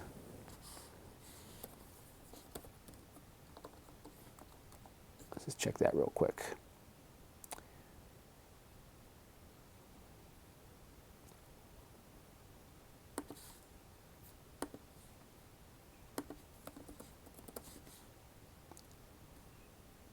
Yes, I think they switched to the 6.5 years because I just talked about this recently. Yeah, okay. That's right. Okay, there we go. All right. Oh, John Mochi said this is a very cozy experience. I kind of like that. Well, it's that time of the year. It's getting a little chilly outside. We're going to do one soon on my Yeah, right. You're absolutely correct, Jonathan, from the manufacturer date, not the buy date. I'm definitely going to talk about that because that's something that if you see a really good deal on a Chromebook, before you jump, go to this page because you want to make sure that you're not going to be out of luck. Absolutely. Linux Tech with Sean says I should have a distro called Linux. I think I would totally do that if I knew how to make a distribution. That would be totally my thing. All right, folks, Linux is coming. Let's just get this auto update thing done and we'll get to that. All right, 3, 2, 1. Now, before you buy a Chromebook, especially one that's refurbished or used, you need to go over to the Google Auto Update Policy page on their support site and look for the Chromebook that you're about to purchase on this list. And the reason is that every Chromebook is guaranteed updates for 6.5 years after it was first released. So if you bought a Chromebook that's been out for 4 years, you only got 2.5 years of updates before Google stops supporting it. Now, the Chromebook doesn't stop working, but it doesn't get any updates at all. That includes security updates on the Chrome browser. So you'll have a working computer, just one that is no longer going to be updated. And a lot of first generation and even some second generation Chromebooks now have kind of hit that point, and they're no longer getting those updates. Even some higher end Chromebooks that were out when Chrome OS was still in its infancy. So you'll want to go to this page, look up the model number that you're about to buy, and see when that auto update expires. Because again, after that date, you're not going to be able to continue to update. I'm going to start that one more time. One more time. I know where I'm going with this now. Let me just collapse this thing here. Doo-doo. All right, so come back up to this part here. 3, 2, 1. Now, before you buy a Chromebook, I strongly suggest that you go and visit the Google, oops, hang on a second, folks. I got to turn my notifications off here. So you may have saw a little Venmo notification that just popped up. Every year, or every time a new Star Wars movie comes out, I rent out my local theater, and I get all my friends together. We all go to the theater and watch the movie together, and it's so much fun. Okay, put on Do Not Disturb here. So what happens is basically what I do is I buy every seat in the theater and then everybody pays me back. So I've got about 190 people coming to the movie. It's gonna be fun. Lots of fun. Every year when there's a Star Wars movie. We didn't do it for the Solo movie, so I did The Force Awakens, I did Rogue One, and The Last Jedi, but we haven't done it now in 2 years. So everybody's excited to come back and watch the last Star Wars movie together. So, all right, let's start this again. 3, 2, 1. Now, before you buy a Chromebook, I strongly suggest you check out the Chrome Auto Update Policy page at Google's support pages. One more time. 3, 2, 1. Now, before you buy a Chromebook, I would strongly suggest that you go out and check the Auto Update Policy support page on Google's website. And the reason is that every Chromebook is guaranteed to be updated for 6.5 years after it first comes out. And that's the important distinction here, because if you bought a Chromebook that's been on the market for 2 years, then you only have 4.5 years of updates remaining.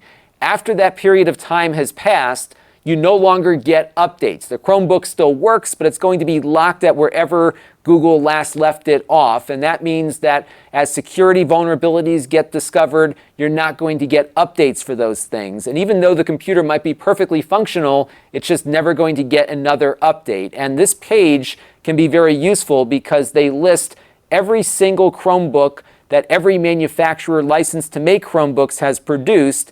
And what you can do is look up the model number and see when the auto updates expire. Now, we have seen a few manufacturers, actually one at the moment, do a little bit more here. So Lenovo is actually extending the auto update period for a few of their laptops. So you'll want to go in there and check. Those that are extending beyond the 6.5 years will also be reflected here. But this is something really important to check out because a lot of Chromebooks now are hitting that end of life. You might start seeing them for sale used. And in some cases here, like this Acer AC700, the auto updates expired in August of 2016. So there's a lot of things that you need to just keep in. That's not a lot of things. All right, one more time. Get in there. One more time. And then we will get this done here. 3, 2, 1. Now, before you buy a Chromebook, you should definitely head over to the Google support changes. 3, 2, 1. Now, before you buy a Chromebook, you definitely want to take a look at Google's auto update policy page on their support site.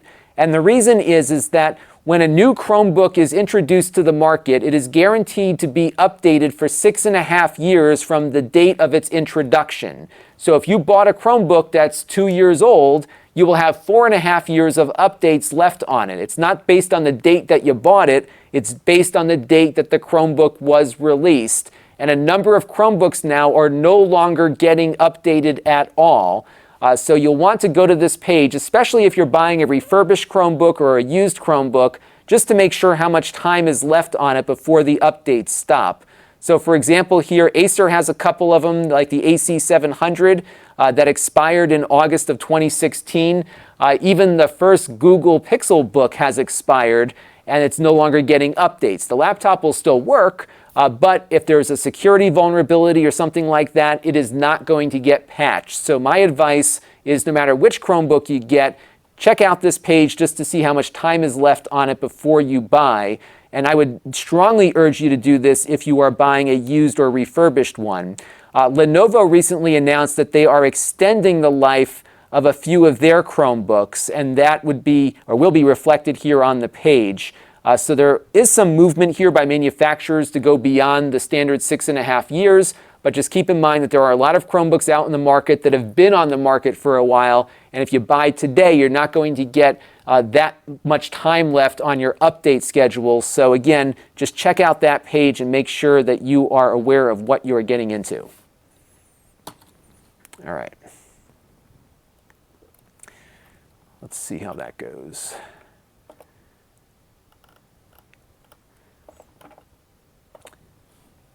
Yeah, the one thing I like about the Chromebooks is that they don't really give you much of a choice. The updates happen. So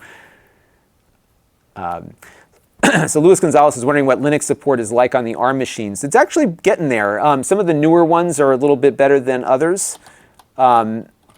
But I know that my Chromebook Flip that I had was working with it, and it was pretty well supported. The GPU stuff isn't all there yet, but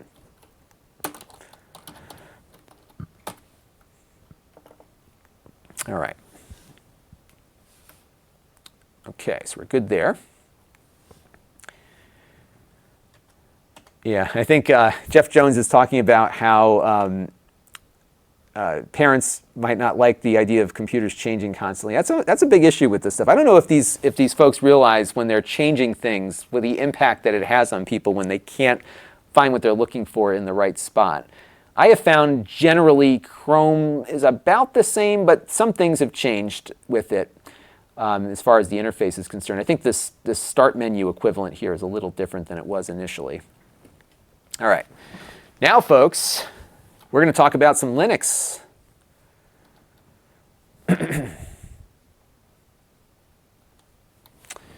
All right. 3, 2, 1. Oh, and remember, this is going to be a gloss over for the folks who are watching the video I'm making, but we will look at some things in a little more detail here. So 3, 2, 1.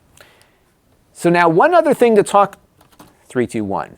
Now there are some other interesting things happening in the Chrome OS world, and that is that you can now, 3, 2, 1. Now there are some things that are in development on Chromebooks that I think are quite exciting, namely the ability to run Linux applications. This is still not something that is super easy to do, but it's getting better and better every month. And what you can do is load up the terminal here and just type in commands. I think I got to figure out the best way to describe this to folks before we get, actually, you know, it's good that we're doing this now because it has to load. So what happens when you do, when you load up Linux for the first time on a boot, it has to get that container loaded. So we'll have that just kind of sitting down here. So let's go back to this spot here. 3, 2, 1. 3, 2, 1. Now, one of the most exciting developments with Chromebooks is the fact that many of the new ones can now run Linux natively inside your Chrome interface. So when you go into the control panel to add Linux apps, what you'll first be presented with is a basic command line here that you can use to issue commands and install software. This is not quite yet a very easy thing for most consumers to do, but if you are someone that was looking for a laptop that could run Linux but also has just some simplicity to it, this might be a good happy medium there, because you can get a lot of great Linux applications to run on this, and you can do it in a way that doesn't interfere with the base operating system. One of the neat things about this is that it will support applications like spreadsheets and word processors that offer more than what you might get out of the Microsoft app, for example, or even in some cases the Google Docs that are running on the web browser. Especially if you're going offline, getting into the Linux apps here might be of value, so you can actually just run a spreadsheet that essentially runs natively on your display. Let me get this thing zoomed in a little bit here to make this a little bit more visible. Let's try this one more time. All right, let's do... I'm just trying to figure out the best way to explain Linux to a consumer who's not looking for this as a feature. So that's kind of the trick here. 3, 2, 1. Now, one of the exciting developments of Chromebook 3, 2, 1. Now, one of the exciting 3, 2, 1. Now, one of the exciting developments with Chrome OS is the ability to run Linux applications. Now, this is not at the moment for the faint of heart in that you do have to have some basic knowledge of Linux and command lines, but you can now run... Let's start this one time. Linux is freedom, Lewis. I definitely agree with you on that.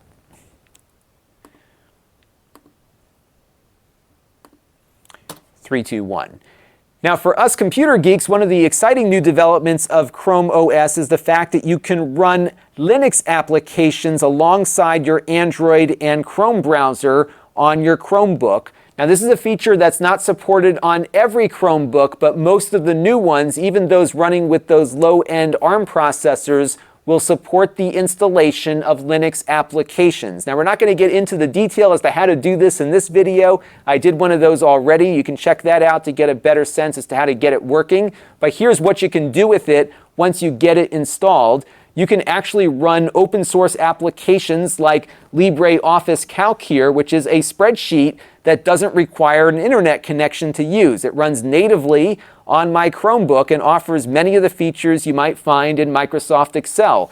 There's another application that gives you a Word-like experience as well. So if you wanted something that works offline and we're finding that the Android apps just weren't doing it for you, you've got an option here that's open source that you can install and use natively on your Chromebook, irrespective of whether or not you have an internet connection, and that can be very valuable, I think, for a lot of folks. If you're into development, you've got a full command line here. You can install a lot of different applications to access in that way, and it's really exciting to see this stuff working. And the best part is that these apps don't interfere with the Chrome OS operating system that's running all of it. Everything is containerized and separated, so it can maintain a secure environment yet deliver a lot of flexibility to the kinds of things you can do with a Chromebook. And it's going to get better and better and has been month to month. And again, I definitely would have you check out the video I did on this to really learn more about this feature and how to follow its developments. All right, folks, how did that one go? I think that kind of worked, right? I'm really pleased with how well Linux is running on these Chromebooks. And this one, because it's the Google one, has got some really good stuff going. So how about I wrap the video and then I will show you some more Linux stuff, because I do have Steam running on this.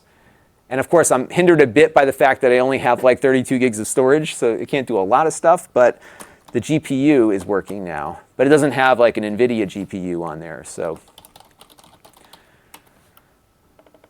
All right. So for those of you who have been watching this whole time, do you think I've covered everything? I think I've covered it all. So we're going to do the outro, and then we'll come back and look at some Linux applications. All right. And I think I installed the whatchamacallit on here. Maybe I didn't do it on this one. There's a a GUI that can install a lot of these apps for you a little bit easier. Counter-Strike. Let's see if I have enough room on this for Counter-Strike. Let me load up Steam here real quick and get into it.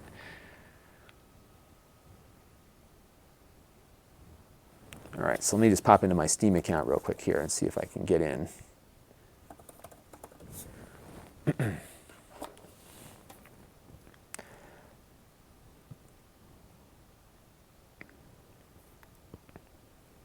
I just got to check and see if it needs me to. Oh, I'm in. Okay.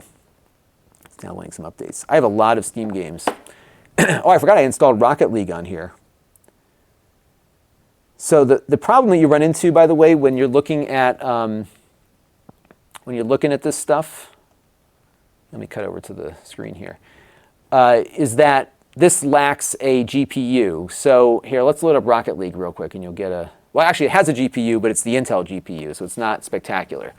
But, I mean, Rocket League running on a Chromebook. What is that all about? And so there's a select group of Chromebooks now that will work with the Intel GPU. That was one of the things that wasn't working recently.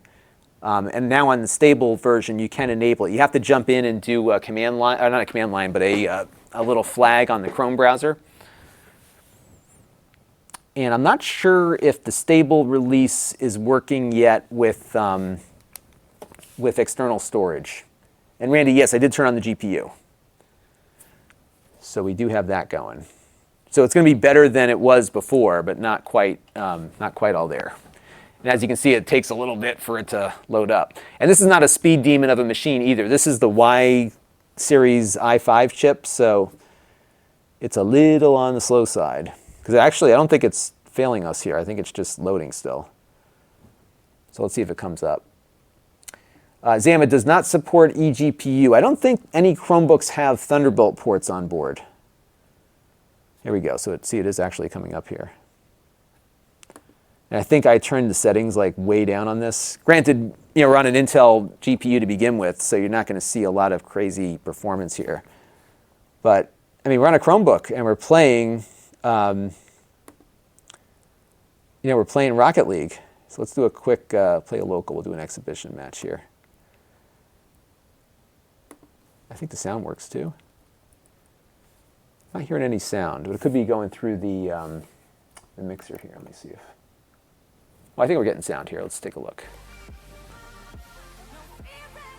Yeah, the sound's working.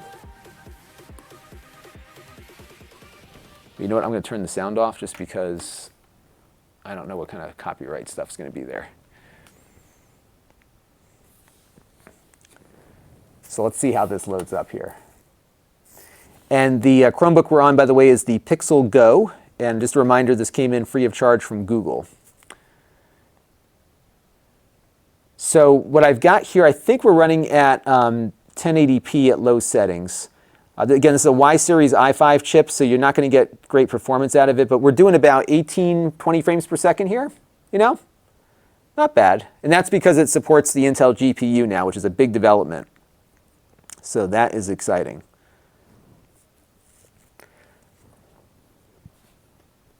Let's check the settings here just to see what we have set up here. So let's go to Options, Video. Yeah, so we're at 1080p. Everything's set to like performance low settings here. Now I don't know what's going to happen if I try to go down to 720p, if that's going to work or not. Let's see. Yeah, it didn't do anything. It's locked up.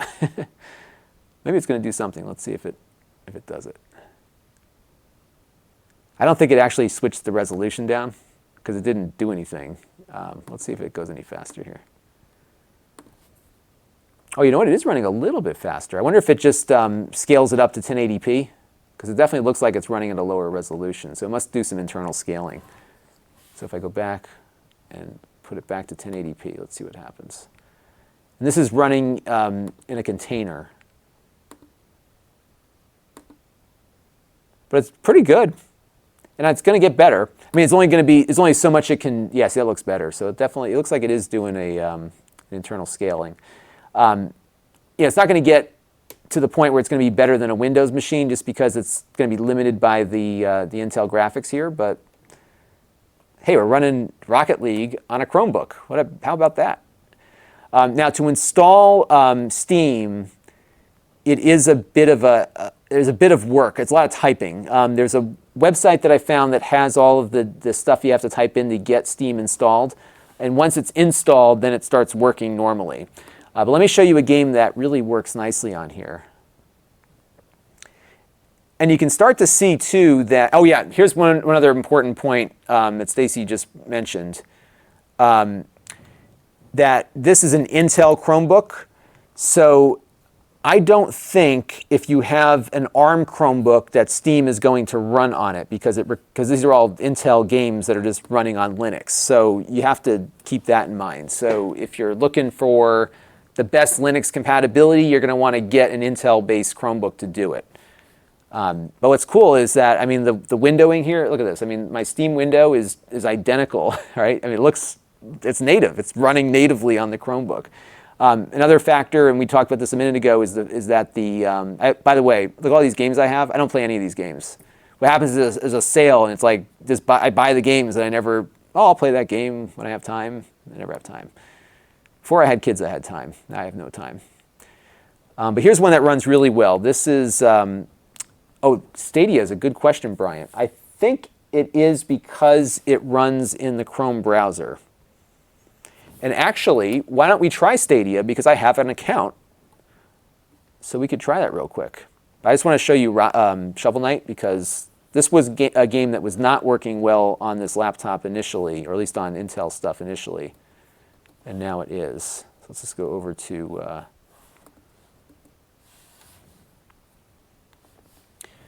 And what's funny about this game is that if you're not running at 60 frames per second, it runs like horribly. So this is like, I mean, it's good. It's a good experience. I'll pull up the full screen here so you can see what it looks like. And now, granted, you're all watching at 30, so it's going to look a little weird. But it's not bad. You're seeing a little bit of lag, maybe, but, so these lower-end games, the older games, those should work. So, good stuff. So that is that. All right, so there's a request to try out Stadia, and I got to remember to do my my closeout. So let me load up Stadia real quick and see what we can get working. And I think what I want to do, I haven't even used Stadia yet. So why don't we do that real quick? So let me grab my. And what I would really be interested in is whether or not Stadia would work on one of the ARM Chromebooks. And unfortunately, I don't have an ARM Chromebook in the repertoire at the moment, or in the inventory. So I'm not sure if that would work. But I have a game controller that I need to plug in. I just got to find my USB cable, which I had a few minutes ago. See, everything in the studio tends to disappear. And then I have to go, here it is. So I'm just going to plug in this game controller, and then we'll load up Stadia and see if we can get that going, and then I will shoot my outro. And if you folks have questions about Chromebooks, do let me know. We're going to continue for another 20 minutes or so here before I've got to close up shop for the night. It's funny how I lose track of time when I do these streams. Like, I'm 2 hours in here. I'm like, oh, I could keep going for another couple hours here. And thank you for stopping by, Ryan Martinez. Hope you enjoyed the stream. And for those of you just tuning in, I had a request to see if we can get Stadia working on the Google Chromebook here. So we're going to try to do that real quick. I can't remember where I'm supposed to go to get into Stadia. Let's see, Stadia. Let's just type in Stadia. Stadia.google.com maybe? Here it is, okay. There we go. So the laptop is on a 5 gigahertz network right now. And it looks like it's already detected me being logged in. Does it know that I have a controller? Connect the controller. Link your Stadia USB. Okay, so yeah, I have this. I haven't actually taken the Stadia stuff out of the box yet. But let's take a look at just a game that I can play. So I haven't bought any games on Stadia, but I have free games that because I did the Founders Edition thing, so I have a couple of games here. I'll show you what I'm looking at here. I have a couple of games that I can play out of the gate here. I'm just looking to see where my interface is for playing my games. Maybe this S up here? I don't know much about, okay. Oh, I only have one game apparently. I thought I had two. So we'll load up Samurai Showdown here and see what happens. So this is actually my first run with Stadia at all.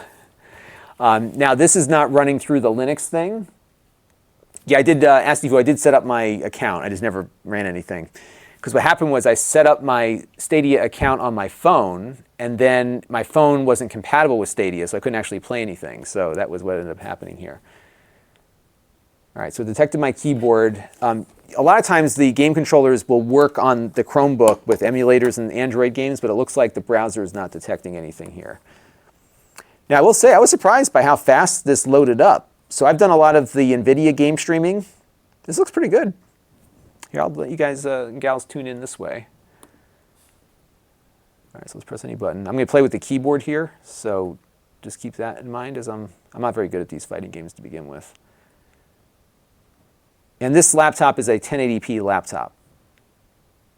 And I'm going to keep this family friendly here. No dismemberments. Let's see if I can do a quick battle. You know, it's funny, these games get so complicated. I just want to like play a game.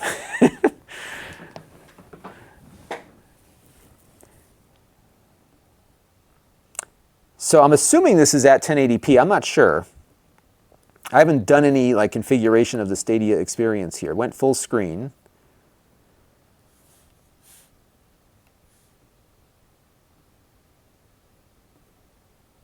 And I don't even know if I'm playing the computer here or not. Let's see.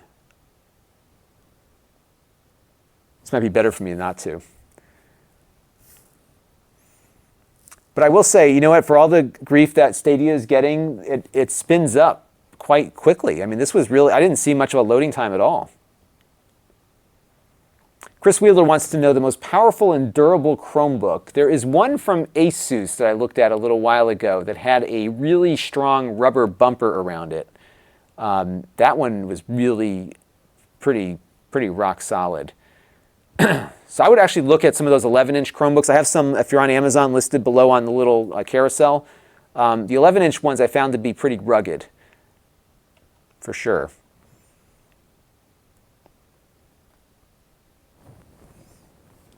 All right, on guard. So I'm going to have it, oops. So if you're curious about latency, here I'm going to hit the space bar to pull up that menu. That's not bad. Oops, I got to figure out what the buttons are for, let's see if my controller works here. I don't think it does. Oh, it does work. Look at that. Okay, cool. All right, so we've got the game controller connected via USB. This is not the Stadia controller. It's going through the USB. And I'm going to do like a whole review of Stadia. But I'm not displeased with this from a cloud gaming standpoint. It loaded up quickly. I could be like the only reviewer that ends up liking Stadia, maybe. I don't know. I've only been with it here now for 5 seconds. But maybe they've improved some of the things in the short term. So latency, button, oops. This guy keeps killing me here. If I button push, how do I do what he's doing here? Let's see. There we go. Button push. See, if I was good at this game, it would be a different story. But I think...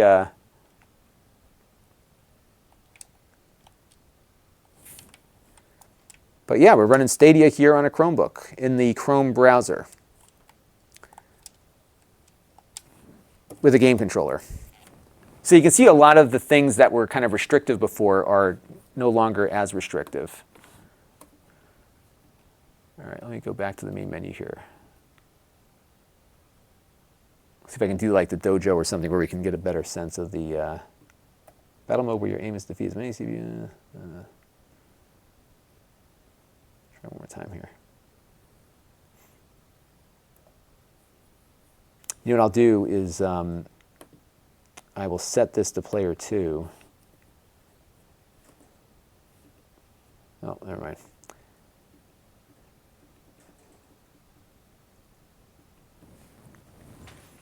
But you know, I'm actually surprised by how good the loading times are in this. I think when I do my review of this, I'm going to look at what some other folks have done, and maybe like just we'll talk about some of the shortfalls, but maybe we'll talk about what's good about it, because they've been getting such a bad rap, and some of it deserved, I would say, but it was not a very good launch.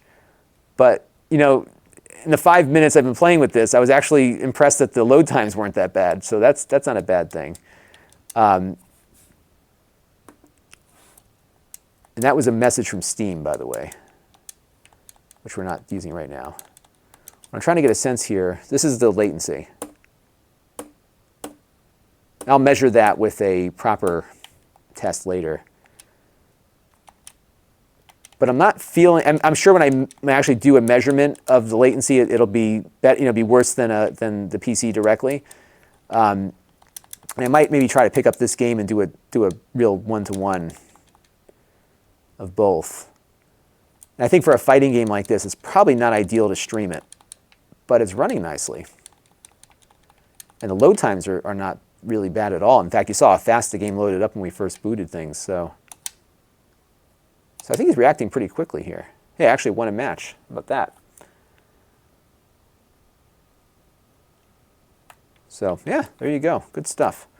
All right, let me do the closeout here, and I'll take a few more questions so I can get this video done. And hopefully the Chris Wheeler says, Lon for president. My wife would kill me if I ran for president. Although these days, you know what? Why not? Everyone else is running for president. Tell you what, if you can get me some votes in Iowa, I'm all in. All right, let's see if we can get out of here. Oops. Yeah, so Steam is running in the background, but that's not what's running this game. So how do I get out of this game here? Let's see. Database. Let's see. Is it escape maybe? Spacebar. Press and hold escape. There we go. Okay, so we're gonna exit full screen here and see if there's a way to exit game. Here we go. I would say, you know what? It was a good experience here with the game. I didn't have any real issues here. And I have Destiny 2 on this also. Yeah, so it's kind of limited, but hey, Stadia works. Good stuff. All right, so why don't we do our closeout here, and then we can wrap it up. All right, let me just see where we left off there. All right. And once we put this video together, I'll see how it goes. It was funny, because I went into, when I did the video initially from a couple of years ago, I went into a lot more depth because there was a lot more. Chrome OS was more restrictive 4 years ago than it is now. It's becoming more of a mainstream operating system, I think. Thank you, Chris, for the kind words. Randy S. wants to know if GeForce Now is available for all devices. It is, actually. It's not available for Chromebooks, but you could probably install, if there's a Linux version, you could probably install that. I like GeForce Now a lot because you can use your Steam account with it, so you don't have to buy the games from them. You just stream it with them. So that's really good stuff. All right. Let us wrap up the rest of the video here.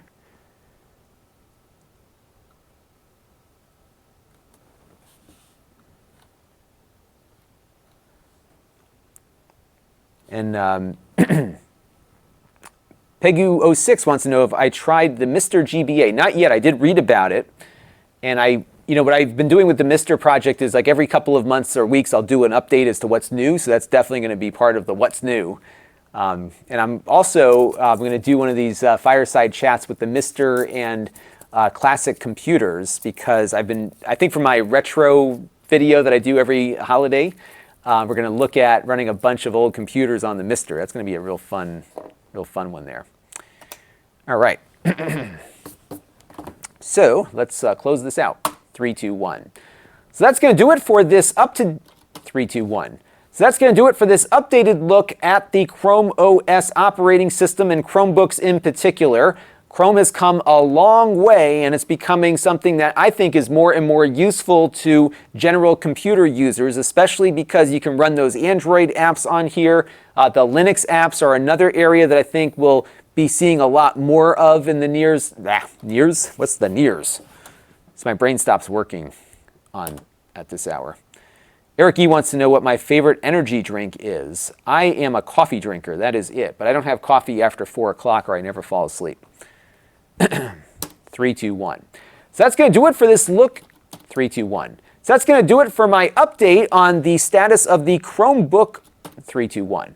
So that's going to do it for my update on the status of Chromebooks here in 2019 and 2020. They have come a long way and are becoming a lot more useful. I think the Android integration is working really well now. It wasn't always so great, but now it's really good. And I think the new thing with the Linux applications is going to be a real game changer down the road, especially if they can make it easier for people to find and install those Linux applications. That still needs a little bit of work at the time I'm recording this video, but I think that is a direction we will certainly see Google headed here. I like the security of Chrome OS. Again, I like the expanded functionality that we're seeing with all of these new operating systems. One more time here. I think we're in a good place here. 3, 2, 1. So that's going to do it for this update on the status of Chrome OS and Chromebooks. We've seen a lot of developments since I did that last video back in 2014. We've got now better Android integration. It's really good now. And then we're seeing the 3, 2, 1. I probably should talk about that Vexarian with Stadia. 3, 2, 1. So that's going to do it for this update on Chrome OS and Chromebooks in particular. Things have come a long way since I did my first Chromebook 101 video a few years back. A lot of that video is still relevant for now. 3, 2, 1. So that's going to do it for this look at the 3, 2, 1. So that's going to do it for this look at Chromebooks in 2019 and 2020. The Chrome OS operating system has come a long way. The Android integration is really good now. Things really feel like they're part of the operating system, whereas before they felt bolted on. We're seeing a lot of development with those Linux apps coming out with this as well. So you can do a lot more with a Chromebook, and it's easy to get most of this stuff working without a lot of hassle. I do wish that printing is better. One more time. Take 12. Exactly. This is my life. I just do one take after the other until I get it right. 3, 2, 1. So that's going to do it for our look at Chromebooks and Chrome OS in 2020. This is kind of an update from a video that I did back in 2014, kind of introducing the concept of Chromebooks. Things have come a long way since then. Android integration is really running nicely now on the current version of Chrome OS. It really feels like it's part of the computer now versus something bolted on. It's also nice to see the Linux applications really finding a home on here as well. I think they have some more work to do in that area, but it's really running quite nicely if you can get everything going. They still need to do some work on printing. It's still not there and easy like it is on competing operating systems, so hopefully we'll see an update throughout the year on that. We were running Google Stadia on this a little bit earlier. That seems to be working well. So I think there's a lot of potential here developing with Chromebooks, and I think it's something that will be a lot more useful than it was a number of years ago. So if you're considering a Chromebook, I think it's a good time to get one, especially one of the newer ones, because there are a lot of new features that you will see throughout the course of your ownership that I think you might find quite useful. Let me know what you think down in the comments below, and until next time, this is Lon.TV. Thanks for watching. All right, hopefully that will work. And then we can take some more Chromebook-related questions, and then I gotta call it quits for the night because it's almost 10. It's 10:20. So I've actually been working all day today because I have my I got some things I got to do tomorrow. So I did all of tomorrow's work today. So you can't, the show has to go on here. You got to keep doing stuff. So all right. Okay. So Tom Lee wants to know why I keep repeating. Well, we're actually recording a video as we're doing the live stream. So I basically, if I'm not satisfied with the way a take goes, I do it again. I do it over and over again until we are done with it. So that's the process that it goes in. And then what happens is that if I start talking in a direction that I know I can't get out of, I stop the take and then start over again. That's kind of my workflow. And I can hear, I'm always thinking like three sentences ahead. So if I'm talking myself into a corner that leads me into some rambling nonsense, I stop and start over again and go in a different direction. So that's why I do that. Stacy Alexandria wants to know if Apple will move to AMD or just, I think they're going to move to their own processors more than AMD or Intel, because they've got some powerful stuff there. Chris says, great stream. Thanks for tuning in. Zam wants to know the ETA on the website. Very soon. We actually, I think we're almost done with it. I have to check in with the developer, but we are almost ready to launch that. So we will do that soon. RWWKV6 wants to know if I've ever done an AMA. I haven't. I just don't know if there would be enough interest in me doing one, but I'm happy to. Maybe I could do an AMA live stream. That might be kind of fun to do one day. Spud says a live stream is better than a dead stream. I would agree with you on that one. Tony Eden says thank you. Well, thank you for tuning in. And thank you to everyone who is watching on Amazon as well. And I should check the app here and see if it's working here. So I haven't had too many folks chatting on the Amazon side, but at least it was up the whole time, so that's good. We had about, actually I don't think I have statistics on this current stream because it's running right now. So we'll have to see how that one did afterward. I don't get a lot of real-time stuff on there. Eric's Variety Channel wants to know if I ordered the Tesla truck. I have not. You know, it's funny, I have no need for a pickup truck, but if I were to get one, that would be the one to get just because it's so crazy looking.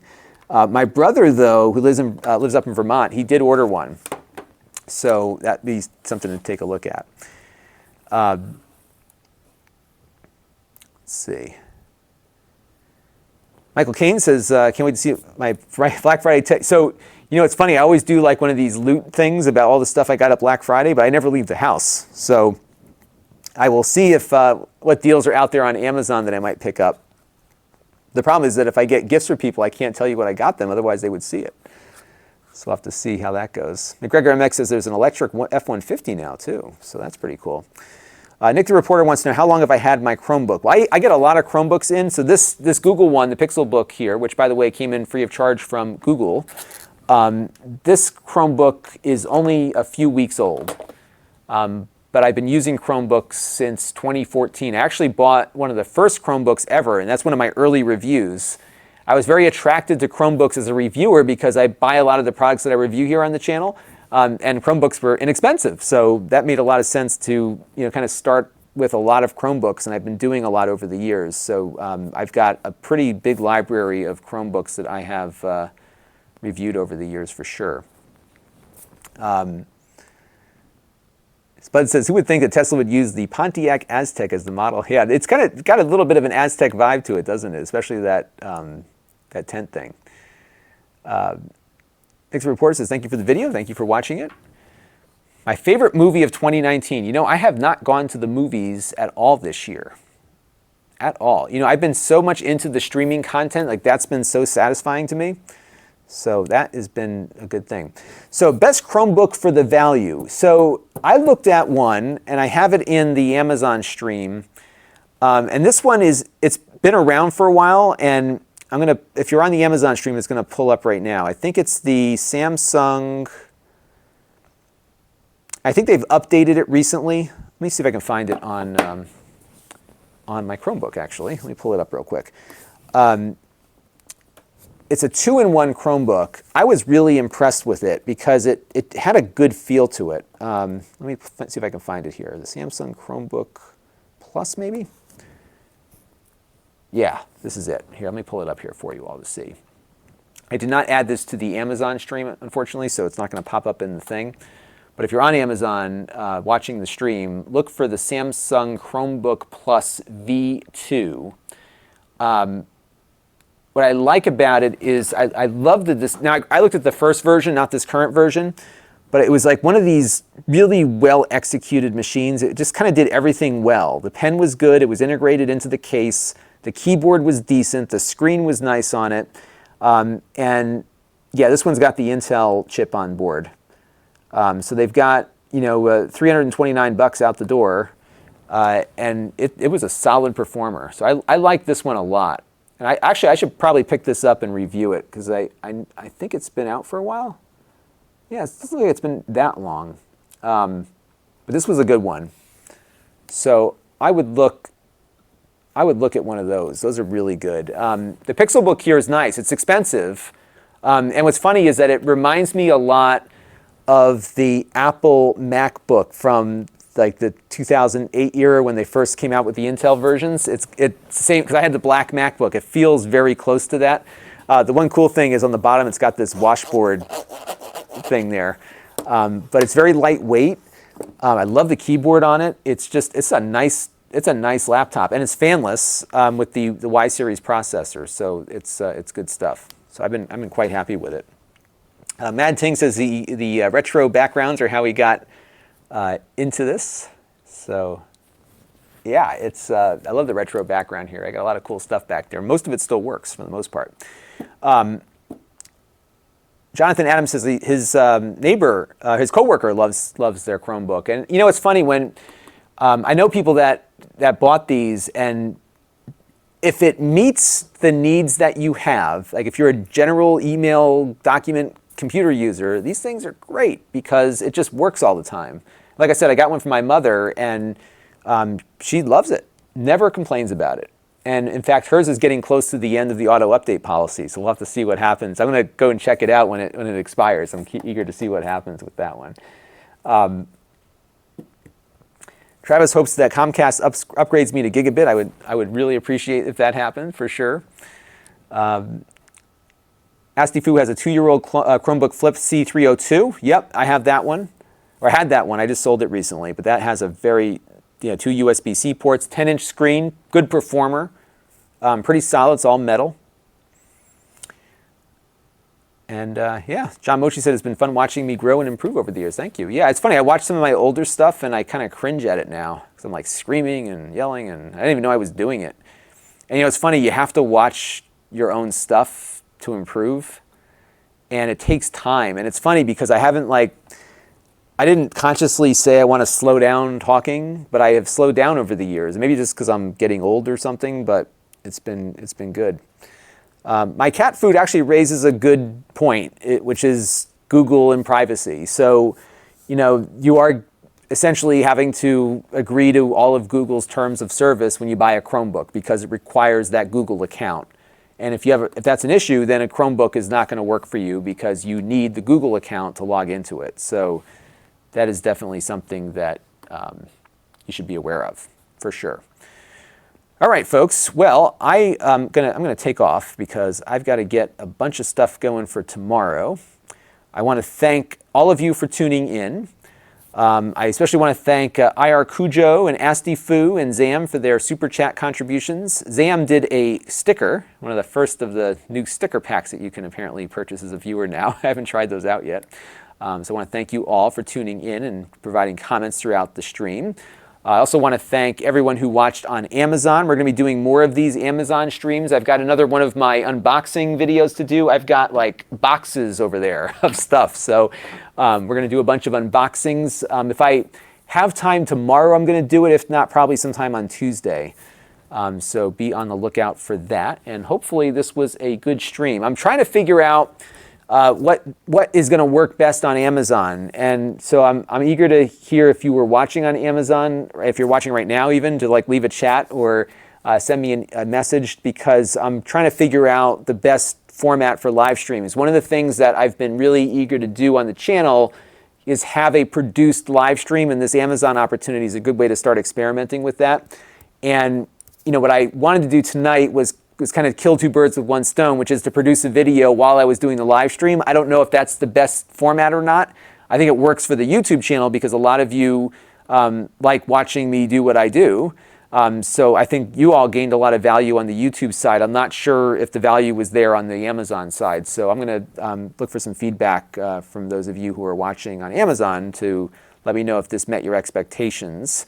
And we'll kind of go from there. So good stuff. We're going to keep playing around with everything and see where it all goes. But I really appreciate everybody tuning in, and actually be fun for you all to watch the finished video now because you saw what goes into making it, right? So this will be a fun little thing for you all to tune into afterward. And I did some changes to the studio, which you really can't see at the moment, but check this out. I've added a new camera angle here. So check it out, folks. So give it a second here to warm up.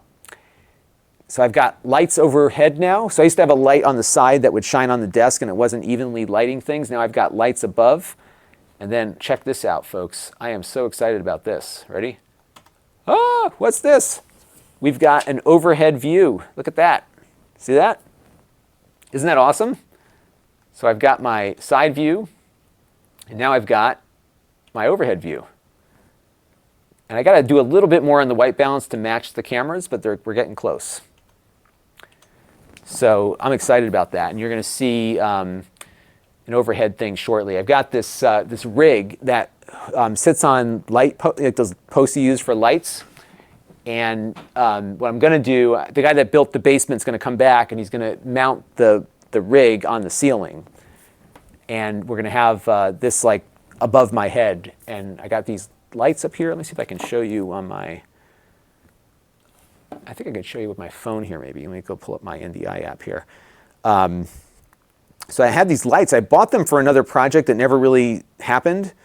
They weren't expensive. Another retailer had a sale on these lights, so I picked them up. And let me just pull up my camera here. And I'll show you what these look like. Sorry, for 1 second. Let me just fix one thing here. Oops. I'll show you what these lights look like. They're good actually. I mean, they get the job done. So let me pull up the camera here so you can see what they look like. So this is the rig. So this camera is the same camera that I have in my for my studio cameras. I had bought this as a spare and wasn't using it. And the rig here came with, you can get this on Amazon also. The rig came with a camera mount, which is perfect for this camera. It just fits perfectly. It's a little, it moves around a little bit, but it's not bad. And then the two lights here just kind of shine down on the desk. And it's a mess here right now because we are just in holiday mode, getting as much content up as possible. But I've got barn doors on these little lights. It's really worked out quite nicely. So I'm very excited about how all of this has come together. So good stuff. All right. That's going to do it for now. I want to thank you all for tuning in, both here on YouTube and on Amazon. And we're going to be doing more of these streams. We'll have another one coming up later this week. A big epic unboxing of a whole bunch of different stuff. I mean, epic for me. I don't get all this crazy $12 million items that other channels sometimes get. But we'll have a fun time there. So thank you all for tuning in. Hopefully this Chromebook overview was of useful assistance to all of you. And until next time, this is Lon, and I am out of here. Have a good evening, everybody, and I will talk to you all soon. So I'm going to end the Amazon stream here, and I'm going to end the other stream. And it looks like Chris was watching me instead of The Walking Dead. That's nice of you to stick around for this one. I'm glad you recorded it. And I will catch you all very soon. Bye-bye.